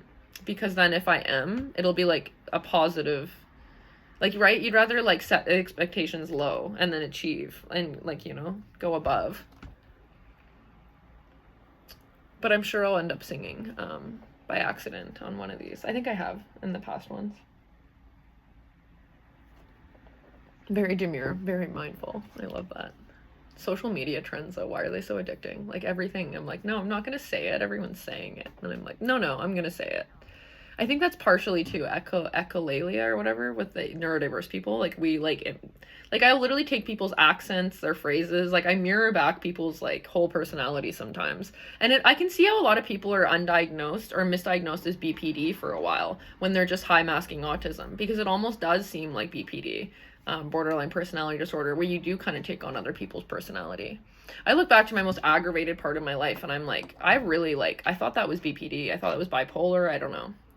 There were so many things attached to my name that were never actually. Not me. Yes, you would seem like you would take out stress by doing strenuous exercise. Well, Erin, way to read me like a book, okay? On a good day, I could do like an hour and a half of strength training, like slash a hit, because I like the intense, and then I could cycle. Like there's like mega hills in Vancouver, up and down from sea level, do Prospect Point, Stanley Park. I could do like a 40K and an hour and a half workout and be like, just right. It's just right. Right. But I don't have time for that now. Starting the business, my kilometers have gone down on Strava. But when I do ride, I do hit like Queen of the Mountain, which I've said on here. Like I look and I set records for like actually like one of the fastest cyclists for females in Vancouver. And I'm like fact checking it all the time, like looking back at the times, because I'm like, this can't be real, because I don't wear like the little clip-ins, I don't wear the outfit, like I never took myself very seriously, because again, the self-worth was like a struggle through my neurodiverse journey, being so misunderstood. So yeah, when I started to like hit some real records and I felt like I wasn't even like trying, it was like, wow, there's something really beautiful about underestimating yourself and then suddenly waking up to like, oh, all the things I learned I had to do to regulate and love myself and be the best version of myself moved me as a person into a more powerful version of myself. And I get to, that it doesn't hurt anyone to be like, I like who I am. I'm the strongest I've ever been. Like, I'm learning. I'm more open. I'm more curious. Like, it's not bad to do that. I think in some ways it's seen as like, maybe not humble, but I think it's really powerful. When I see someone else kind of standing up for and cheering for themselves, it allows me to do it more easily too, right? So yeah, the cycling has really changed my life in that way, because I think I was this version of me on a bike before I was off the bike. I like who I was on a bike, just kind of almost like disassociated, but also the opposite, just so tapped in, like in the way that it's just like it's like I don't run out of power and I don't tire. I don't tire ever. My physical doesn't tire. And I see that with a lot of people on the spectrum that are stimming and always jumping and always moving. And when I'm in a work setting, I am very much like, I had no idea what stimming really looked like and was. Like, I was like, oh, I don't use like fiddle toys or anything. No, like, look at the security camera footage of me at work. It is like, I do not stand still. I'm like bouncing, jumping, dancing. And like, I've learned to like make my dance comedic and kind of jokey, because then it's like, it doesn't get, you know what I mean? It's almost like, it's like, oh, it's like, you know, it's like, it's funny, it's entertaining. Like, I can see in ways how I've adapted myself to just be entertaining for people, to actually let myself exist honestly, which is kind of dark in some ways, looking back at how much I was in fawn response and how I was always worried about other people more than myself. And I would literally just like let people walk all over me and avoid my needs and stuff just to stay small. And I know that's, again, very relatable for people, especially neurodiverse, when we don't know and understand these things about ourselves. So I just always encourage people to like get loud, get annoying, do all the things people tell you can't do, because that will like literally heal you in the long run. Within reason. Obviously, I'm not saying like break all the laws, you know, but you guys know that. Oh my god, I love this. Scrolling through. I love that Erin just called me out. How dare you? I love you. I can hear again. I feel like hormones definitely do play a big role in your function. Hormonal care. I think hormonal care is very important too. And I think like our body is very, very wise, and it do be doing what it needs to do. Like, we'll never even understand. Like, we don't even have the capacity to understand the brilliance of our cellular makeup and of our body and of our innate biology. But to set that intention to do, yeah, what feels good for our body. Like, for me, eating a really strong, like, protein focused meal with like fiber, like not focusing so much on carbs and fats because they find their way in, but just doing like learning about macros and just eating proper high protein meals, like fiber, protein, whole foods every 4 hours, and not really snacking in between, like high quality salt in my water, waking up early versus not, going to bed early versus not, just trying my best to meet those the best I can, whether I have to mix in a little bit of processed food or like, yeah, you can just make it work. Progress over perfection, right? I am gluten-free, not in a hot, trendy way, but in a necessity way, right? I think all of us, everyone says it's a trend, but I argue if someone's eating gluten-free because it's a trend, they probably are sensitive to it, and they just don't realize it. Like, we don't just do things, you know? And if we do, we don't do them for long, right? So it's like, let them do whatever they want for this moment. Like, just radical acceptance, you know? But yeah, so I have to kind of like cook all my own food and stuff. And it's it may force me into integrity. It's forced me to be a better cook, to be creative, to like, instead of buying a complicated meal that costs a lot of money, just to make something that sometimes isn't filled with pleasure. Like, so what? I don't have the most delicious thing all the time, right? And then you learn to build with those simple flavors and those simple combinations to make it really like actually good. So yeah, radical acceptance that everything, including the inability to cook, will also make you a better cook. Jennifer, you're at the last session. That means so much. Wow. Wow. So many of you guys. 156 meditators here. Wow. Explain the opposite thing, please. JC, I would love to, but I don't remember what I said. Oh, we have to do everything opposite.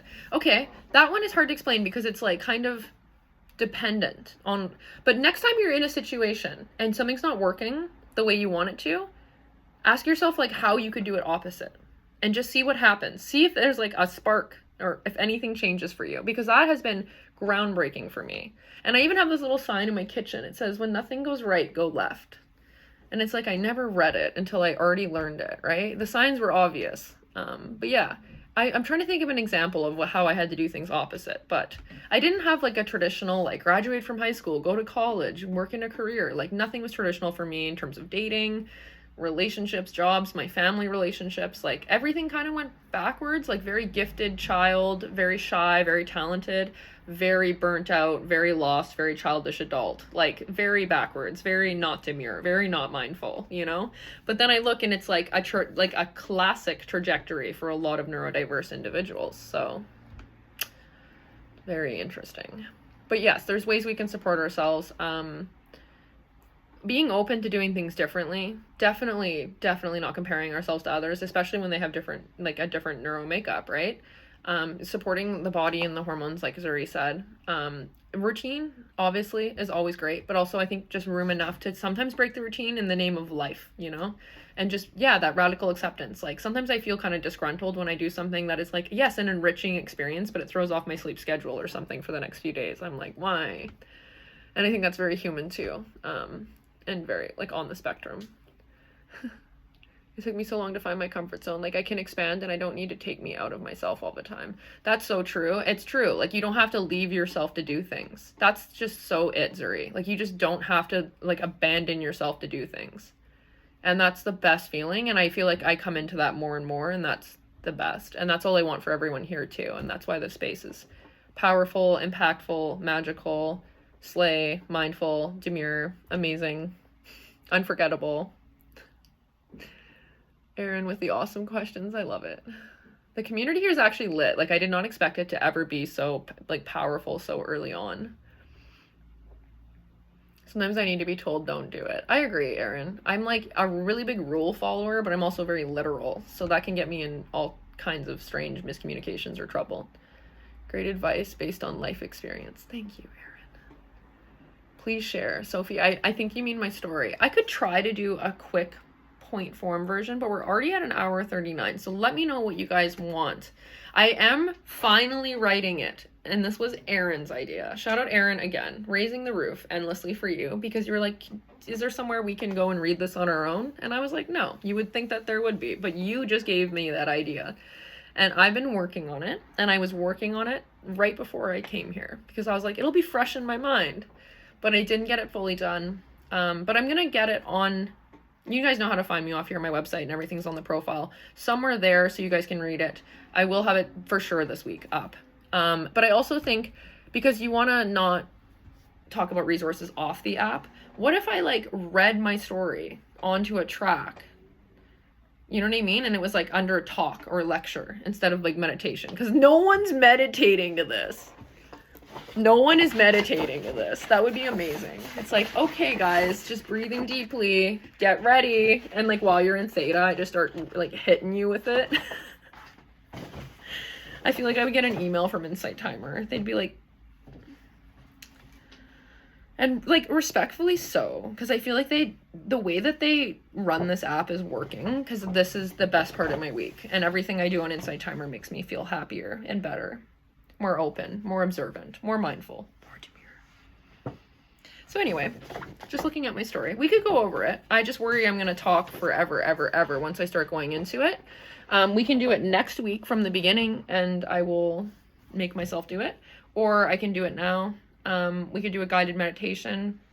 We could just chat a little bit more. Let me know what you guys want. Honestly, this is a community space more than anything. I would like to make them slightly shorter each time, but I have no self-control apparently.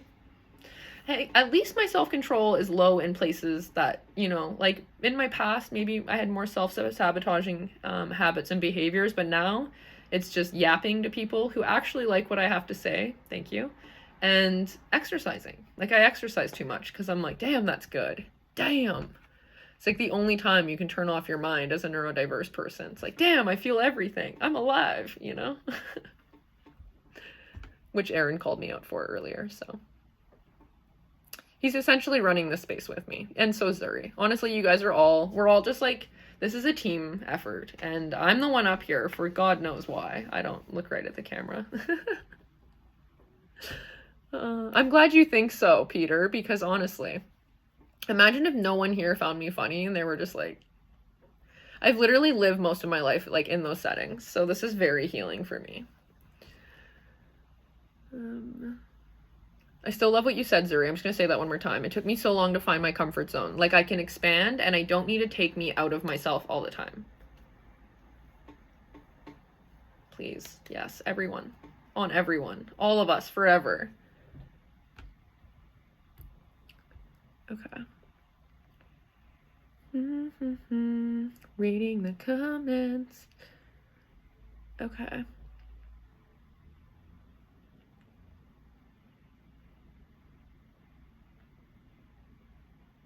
Acceptance and recognizing that it was a process and it still is wherever we are. Completely agree with that as well. Thank you, Tina, for the donation. That is an absolute slay, and that makes this possible. Again, thank you guys for donating. When you donate, it literally makes it possible for me to be here. Yeah, like I looked at my revenue recently and I was like, oh, like I can come here more. Like it's actually like, this is my dream. I'd love to just do this. And I know everything that happened recently with the app and stuff and the way that but it's changing, right? Everything has to break. There was a tower moment with the way that the financial system within Insight Timer was. And I'm seeing it as a tower, you know, if you guys like the tarot reference. And now it's being rebuilt, and they're going to find a way to distribute revenue in a way that is for the highest good of all. I don't know that for sure. I'm just saying that because I have nothing but respect, admiration, love, and like admiration for all the teachers here and all the energy that it takes to be here and how much they had to go through to be here to share everything. So things will get better. There will be more revenue. Donations will come in richly for everyone who needs them so that we can share and spread and dismantle. Honestly, I'm here to like just break down every part of like capitalism and the patriarchy and whatever the hell is going on inside our own heads that makes us think that we're not worthy of everything, because that's just fake news, like absolute total fake news. Judging yourself because you're the one who's different, were they actually the judgmental ones and you internalize? I internalize everything, Sophie, like as an immediate reaction. Everything. And in relationships, it didn't allow me to like tell other people what I needed from them and what I was looking for in a partner, because I would internalize if they didn't have something I aligned with or was looking for. Like if they were lacking of value, I would just like take responsibility for it without even realizing. Like this is something I unpacked recently, again, because getting more curious about connections and things like that, you know, coming out of unmasking. But yes. And we're all like, I don't know, the thing too is it's so funny because it's like, we all need difference. It's refreshing to have difference. But when we're down in it, we do not know how to have difference in front of us. We are like rattled by it. And why is that? Because it's never person to person. It's pattern to pattern. Always.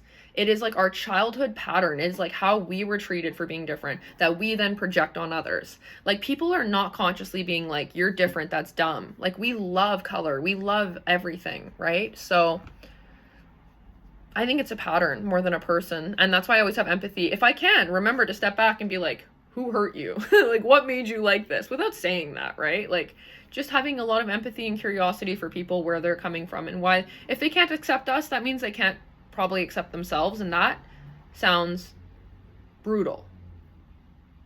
Brutal. Uncomfortable. Bad. Not fun. Nothing's bad, right? Remove the good bad. But, like, that does not sound like a slay.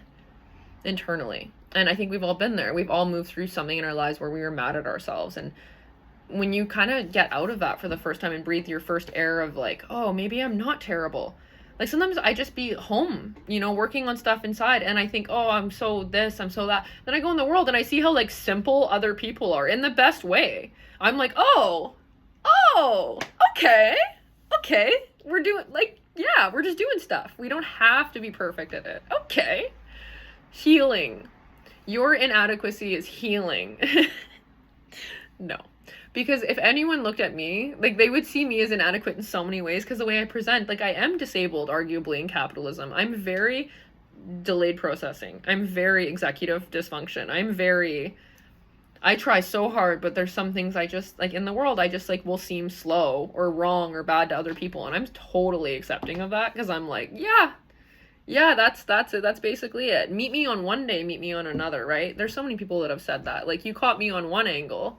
If people care to catch all angles of you, that's beautiful. If they only care to catch a few, like, that's okay. I actually think it'd be cool to build an army. Hear me out. With every version of me that exists in people's minds. Like, think about that. Could you fight an army of Adrianas that are like every single misjudgment or misconception about me? Because arguably those ones would be the most evil and terrible, right? Like, could you take on an army of Adrianas that never existed? But kind of, right? Because everything is truth. Even when people, I'm going to forget what I was saying because it was going too well, you know? No. I tried to go in power save mode to get it back. It's gone. But maybe that's good too, right? Like, check yourself before you wreck yourself. Kat, especially the storms. Friggin' warriors we are. We really are, Kat. Like, I really want to just accentuate that. We are literally warriors, all of us, because we're all relating, so I know. First time here, Sally from Scotland. That's so beautiful. Oh my goodness. I love it. And I love yellow, so the sunflowers and the yellow hearts is like, it feels like you just know. I just can't believe it. Like, from all over the world, people are here listening to me yap. It's amazing. Oh, yes, do make sure to follow Adriana's IT profile, and also make sure to check out the link in her bio to see all the other offerings she's created. Zuri, if I could do the same for you, my God, I honestly, I want to follow you around and do the same for you. You have no idea what it means. You do, because you're also a leader and entrepreneur, and you create offerings and stuff, so you know how impactful it is. So yeah, just drop that seed for anyone who literally, like, if you just have a conversation you want to have with me, or a question you want to ask me, find me off of here. Find me on here. You know the drill. It means so much to you guys. Thank you so much for participating and being a part of this always. Peter, you're never late. You're always right on time. We were actually just riffing until you got here, you know, like a little comedy. No. Michelle, thank you so much for your donation. Again, that means so much. You have no idea. You have no idea. I'm trying, like, what are the words to put? There are none. There are no words. I'm going to find a way. I'm going to write a really dramatic poem about how every dollar changes me as a person and makes it so I can live my dreams and create resources with things I was obsessed with learning about, and I actually get to use those, like, to love learning about something and then to teach it and people want it and receive it is banana pants. I'm going to cry. I came in late and apologize, but can you explain neurodivergent? So, like, again, I'm not the perfect person to define, I think, or to, like, I'm more of a gestalt processor and more of, like, you have to be at the whole session, I think, to get, like, a whole, not the whole session, but I mean, like, you come in every week and I think it builds a little more of, like, what we're trying to achieve here and what we're advocating for. But neurodiversity is really just essentially, like, just not being neurotypical. So I think, like, on a more, like, literal sense, it is like dyslexia, schizophrenia, ADHD, autism, and a few others, obviously. But we're kind of expanding, especially in the Western, you know, side of things, our kind of perception on what falls within neurodiversity, and how it is actually manifested and where it comes from. And yeah, why we experience it. And I think that there's kind of been, like, a big awakening and a big kind of, like, uproar recently, because of social media and the ability to share our experiences and different, you know, resources and stuff, and new technology has made a lot of people kind of start to learn now, after a really long and tumultuous and confusing journey, that in fact they were just on the spectrum the whole time. And I think it's really common. A lot of us were, like, diagnosed with ADHD young, but never were, like, taught about autism and how, like, co-occurring they are and things like this. And like, a lot of people too that are on the spectrum didn't know, and then had chronic illness such as, like, POTS or fibromyalgia, or things that are usually, like, tied to, you know, we see the body is brilliant. We're, you know, at Adriana Alternative, and we see things as having a purpose, and we know, you know, the body and the behavior adapts. We kind of give space and empathy and curiosity to the people around us, but to our own bodies and how we present. So I think radical acceptance is something I always talk about here, but also neurodiversity. I think they kind of go hand in hand, because we're arguably all neurocomplex in some way. We all have complexities in who we are. We're all unique, but we're all very much of the same heart and of the same, like, biology in some ways. And then there's just some very clear differences with some people in how, I think it's really obvious to see when we kind of take the backdrop of capitalism, for example. And that's where we really do see a lot of executive dysfunction, right? And a lack of emotional regulation or rejection sensitivity, because to survive the systematics of how society's set up right now, you know, I'm just seeing your donation, Debbie, that just means so much. But yeah, we need to recognize how we're different in some ways in order to survive this world. And in capitalism's eyes, maybe we're disabled, and maybe, yeah, we're like a lack of, you know, executive function and a lack of emotional regulation. But in other ways, like in spiritual and emotional senses and artistic senses, we're far more perfect pitch and super creative and freestylers and soloists and dreamers and believers and doers, right? Like there's there's such a balance, I think, to having all of everything on this planet, neurotypical, neurodiverse, whatever it is. But coming to understand and be curious about neurocomplexity and how it presents in other people and in ourselves only makes us a stronger society. And it helps us dismantle a system where we do struggle, and we do struggle a lot. Because we're not designed to work like this. I don't think anyone is. I think that when we free ourselves and advocate for ourselves as neurodiverse people, we actually help free other people who are not thriving in capitalism. Even if people are neurotypical, they may not like to see what they're seeing. They may not like to have to participate, right? Like we all have kind of the same heart at the end of the day. So neurodiversity is like, it's like the defining factor of like, oh, that's why I never related. That's why I never fit in. That's why I had to put parts of myself away. That's why I went through substance abuse, homelessness, rejection. That's why my journey was never looked like this, never looked like that. It had a little bit of everything. It was hard to advocate. That's why I couldn't eat certain foods. That's why everyone thought I was anorexic. It was ARFID. It was avoidant, restrictive food intake disorder.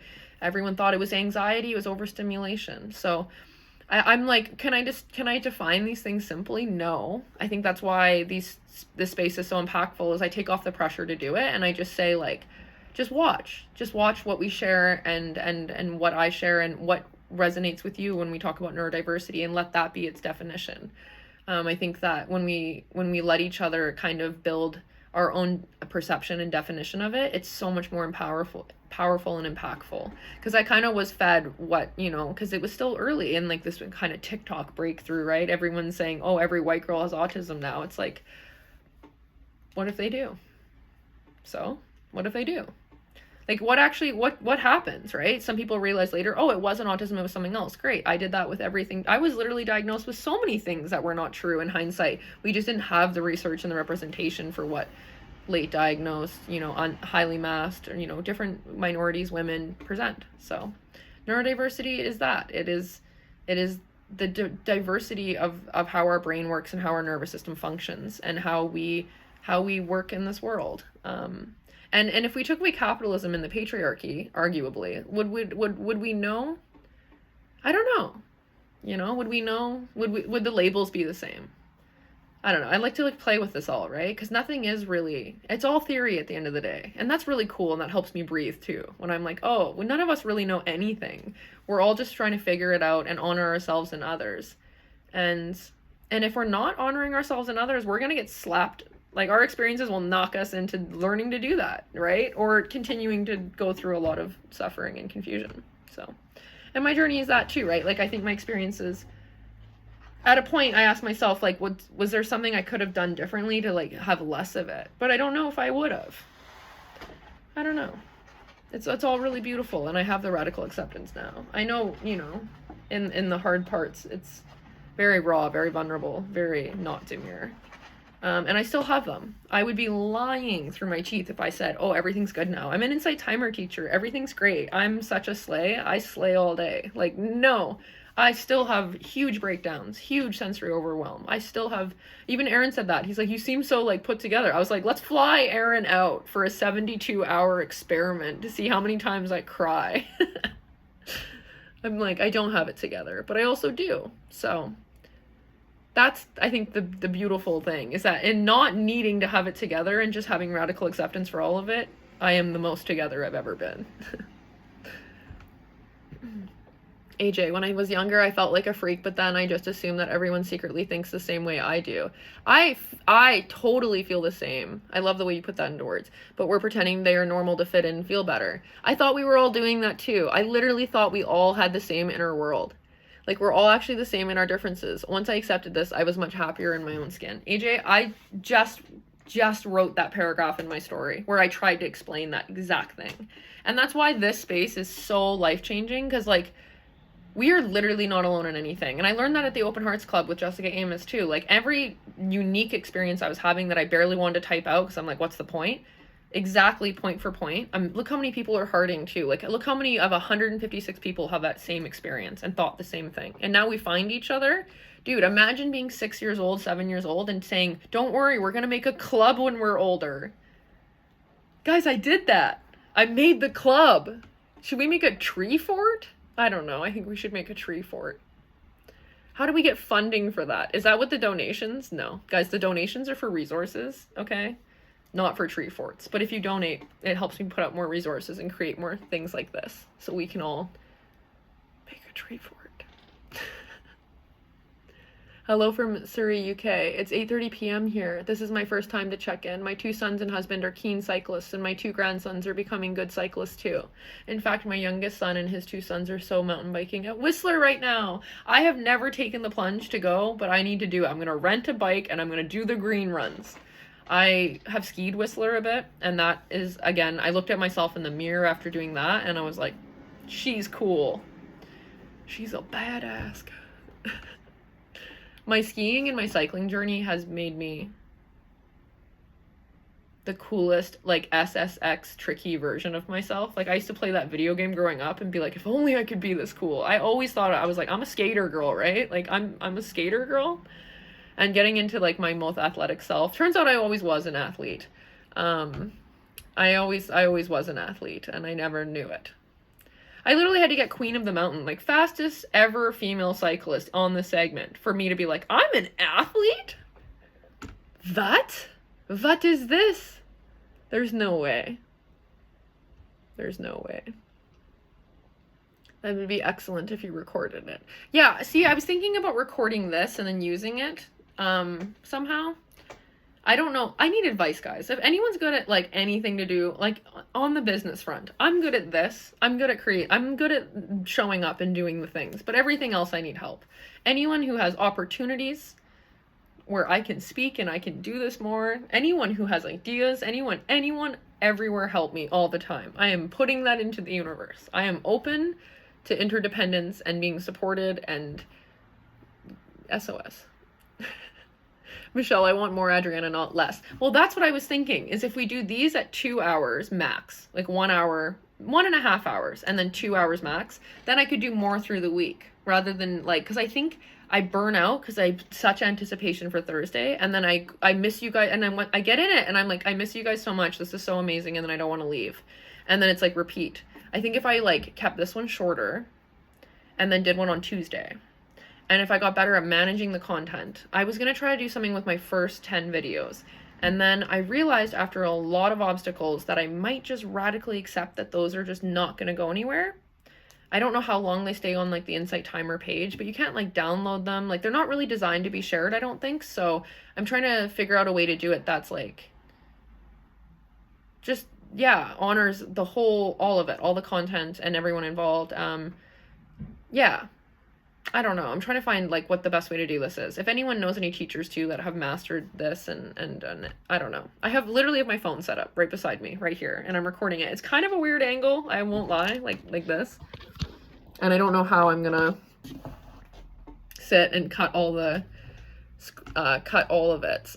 Okay, Claudia, I just saw that at the bottom. You could screen record the videos on Insight Timer, the saved ones. Can I share those though, like with the community portion? Like, does Insight Timer okay with it? Because that's what I was wondering too, is just screen record the, like, saved videos on the teacher dashboard and then put them up on YouTube. But I'm like, they're so long and it shares all the community stuff, and I didn't know if that was, like, against the rules because they don't make it downloadable. So I wondered if that was because they don't want it shared. So yeah, I'm really curious about that. Record just the video without the chat. Okay, touche. That's what I wondered too. That's why I set my phone up, as I was thinking, instead of screen recording, just do this on desktop and then the screen record beside it. So this is kind of my practice run. And then next week, I think because we're at 2 hours and I'm just perfecting this, I think what we should do is next week do the story, like, from the beginning, and I'll get a really good recording of it too, and I will be able to offer it. I'll offer it on here as well, but also off if you guys want. Yeah, and because I think I'm just so thankful for you guys, because you've helped me so much. Like, I've had audio and tech and all these different issues, and now it's getting to a point where I'm really kind of perfecting it, and I will be able to use this content. And when you guys give me this advice and the support, like, thank you, Claudia, and everyone here, like, you guys, it makes me so, it just, I see you guys. I see you guys so much. I see you guys, and it means, I just hope it all comes back to you guys tenfold. I hope that you literally find money on the ground. I hope you Everything is good. Your food always tastes good. It never gets cold. I love you guys so much. I hope your shoes are always comfortable. It means so much when you guys are here and you're helping me with this technical stuff, and you're just, yeah, patient and curious with me. And I feel like I'm getting a bit better. Like the lighting's better. Like we have a better backdrop. I'm learning. And when I first started this, I really thought no one would come. I didn't know that it would be so successful. I didn't know that the Insight Timer, like, people would just pop in because it's on the live event page. So yeah, it's really magical. And I thought I would have time to practice all of this. So I put all this pressure because they were so successful and they were so magical. And I just felt so great having this, this space with you guys, that I wanted to use them and try to take some of like the video where I am dropping a bit more like wisdom, because I know it goes back and forth between me chatting with you guys and kind of going on tangents. And I wanted to cut it up and I wanted to use it. And then I realized my to-do list just got longer and longer and my burnout was getting bigger. And I think I shared that with you guys one or two sessions ago, how kind of vulnerable I was. And I'm feeling a lot better now. I don't know if that's noticeable. Even my body getting like a sty and recovering it is a kind of a sign of healing as well. So yeah, I'm getting more organized, but I'm practicing that radical acceptance on like, I think I'm just going to let some of it go and just call it like growth and practice. And now I can find a way to like take this content and move it into ways that's more natural, like sit here right after, maybe go for a walk, right? And then take my favorite parts while it's still fresh and share it. You guys can find me off of here and see that. And yeah, thank you guys for answering my questions about that, because I didn't want to upload it with the chat if that's not Gucci. I don't want to disrespect any of the rules or anything on Insight Timer, because the way that this place is run and the way that it is why I'm here. It's magical.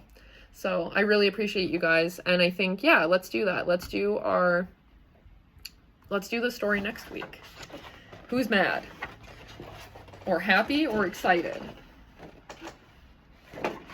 Yeah, I'm excited.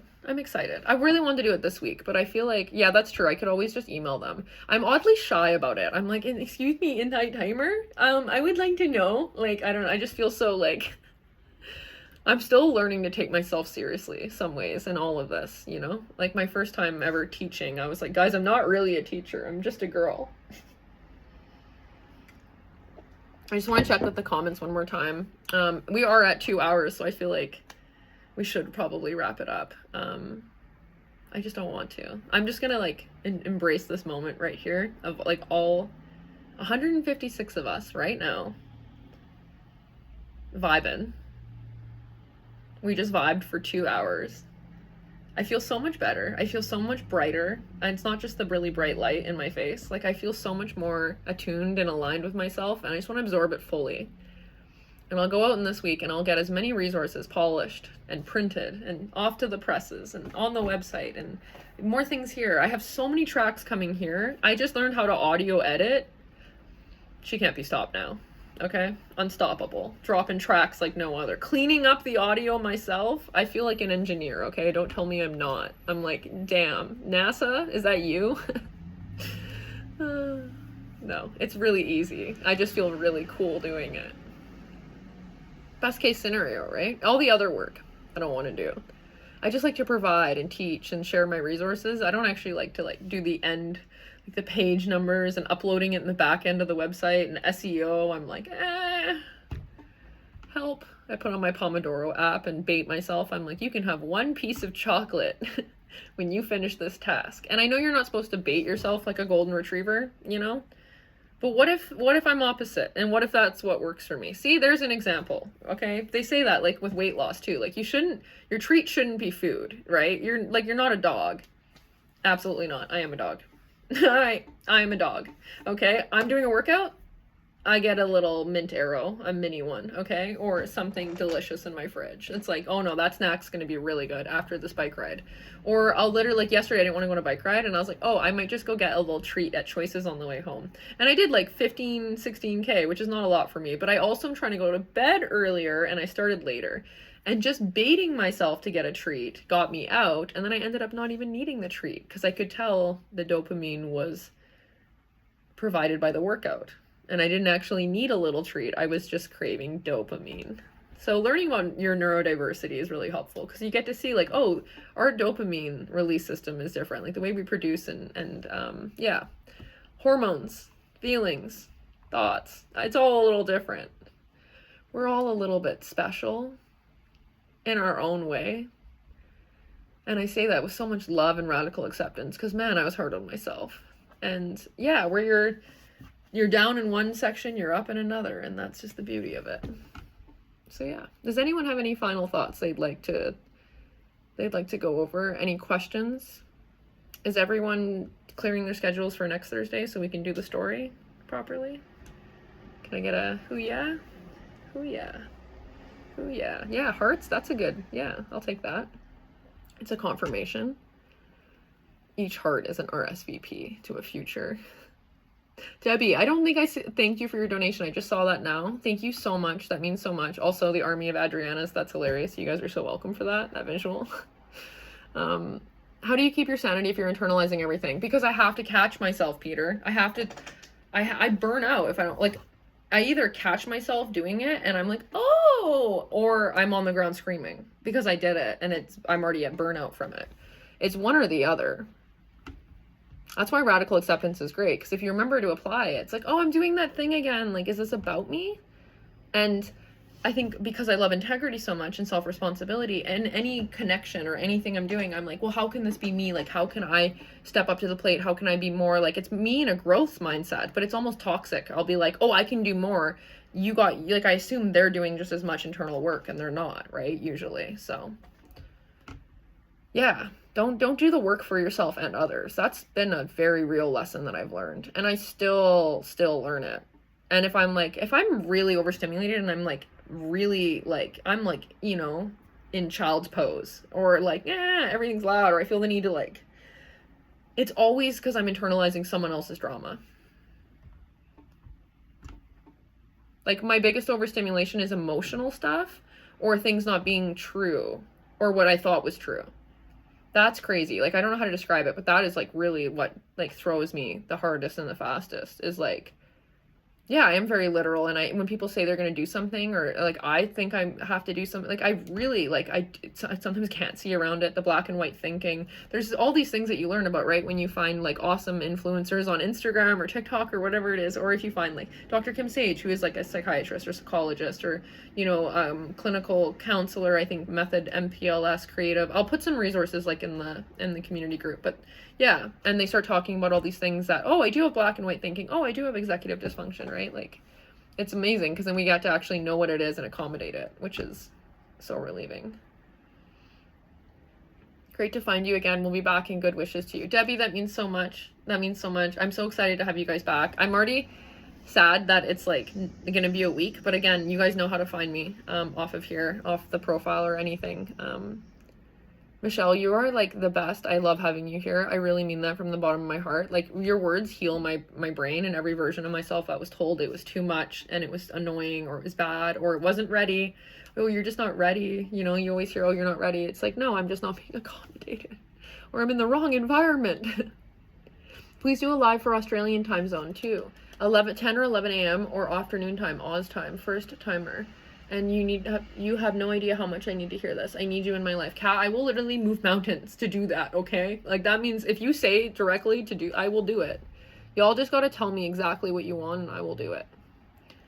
I have a world clock, because this international audience makes my heart. So I like look at all where you guys are, what time. So yeah, I don't know. I'm pretty sure you guys are like, I like, Pakistan's 12 hours ahead. I was working with someone in Pakistan briefly, and I was like, aw, like opposite. I don't know what Australia is. Is it 24? No, I don't know. I need to travel, guys. Excuse my ignorance. Looking at my world map, looking at the clock, looking at the world map. I'm like, guys, donate. I need to see the world. I'm scared.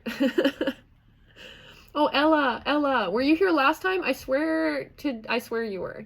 And if you weren't, I'm like, 'cause sometimes I get confused, and I'm like, I don't want to be telling someone that they said something when they didn't, because I do that as well. But thank you so much for coming back if you have been here. To everyone for being here the first time or returning, it means so much, which I have stressed heavily throughout these sessions, because it really does. And I can't shut up about it, because it really is changing my life as well. And also changing everyone's lives because, yay, I knew it was you. Okay, because I also loved you last time, and I was literally prayed specifically for all of you guys to return. Like, every time I think about how much you guys just engage and participate, and just your energy being here is so refreshing and amazing. Christine, yeah, I feel like we'd have a lot in common, and we could definitely hang out, because, like, yes, 100%. Same, I'm a dog. Yep, I am, and I'm just as naive as a dog sometimes. I'm like, we're going to play? What do you mean? Woo! Woo! Zoomies. Christine, Thursdays are my favorite day now. They always were my favorite day because I just remember being in grade 4 or 5 and it was library day. That's literally what this is inspired by. Why is it on Thursdays? Because I liked library day in elementary school. I remember I would take my parents' books and build a fort when I was younger downstairs, and I would read my way out of it, no matter if I could understand the words or not. In hindsight, it's giving Spectrum, but don't tell her. She's not ready yet. Oh, Zuri, that's so beautiful. Have a beautiful weekend, everyone. Yes, I completely agree. I guess it is the weekend now. Wow. Everything's backwards because I work my day job on the weekend. We share 84% of DNA with dogs. Oh, Doge. So I am just like part lover girl, part Doge. The science is in. Friday 30th in Melbourne, 6:12 a.m. now. Whoa. Friday, 6 a.m. Can you tell me the lottery winnings? Is that a bad joke? Because you're in the future. That's crazy.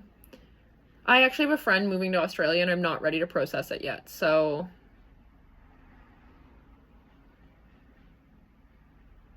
I'm sad. Yeah, no. We need to, like, yeah, maybe I'll do it right as he moves. I'll say, the session's moving too. He's like, I don't care. He would not come to this. This is not for him. But that's incredible that he has that radical acceptance to know that. And so do I. Oh, my mom. I love that, Tina. If Tina's my mom, she has 2 accounts. One is Katharina, one's Tina. I would hate to be calling some poor woman Tina my mom, and it's not. But she's saying, Adriana Alternative, if you guys want to find me off here, you know the drill. Find me the profile. Donate if you can, if that's possible. I love you guys so much. You know the spiel. I can't repeat it every time. I think we all go to enough events. It's like, donate, find me off of here, find me on here. I love you all. We're all connected indefinitely. Joy. You bring me joy. All of you. I'm going to think of other things I want to say later, but I don't know. I'm just proud of myself for showing up every time, and I'm so obsessed with you guys. Like, the way you guys are so open too. I'm like, oh, it's not just me. Because in the world, it really does just feel like us. And then online, it's like we're connected with so many more people. It's an honor to be connected with you guys. It's an honor. Please join my group. Please follow my teacher profile. Yeah, the Adriana Alternative Community Group. And then I will talk about the polyvagal theory, because I promised to do that last week. I'll drop some resources in there and stuff. And yeah, I just love that, because that's like in between these sessions, I miss you guys and I want to talk to you. So that group is the perfect place to do it. You can also find me off of here. I love you all so much. Shout out to every single person that came here. You're all amazing. I love you. I love you. I love you. I will see you next week. I don't want to say goodbye. Just going to embrace this. Like, all of the energy here. Like 156 of us. Okay. Changing the world. Do you feel it? I think I feel it. I love you. I love all of you. I'll see you next week. Okay. Go rest, Adriana. Please don't crash and burn. Hey, I'm learning. That is so healing. Have a great week. Let's go. We'll see you later. Take care and see you next week. I love you guys so much. Okay. Goodbye for real. I'm going to go rejuvenate myself so I can have more offerings and more things. And thank you all so much for donating and being here. It means so much. Until next time, namaste.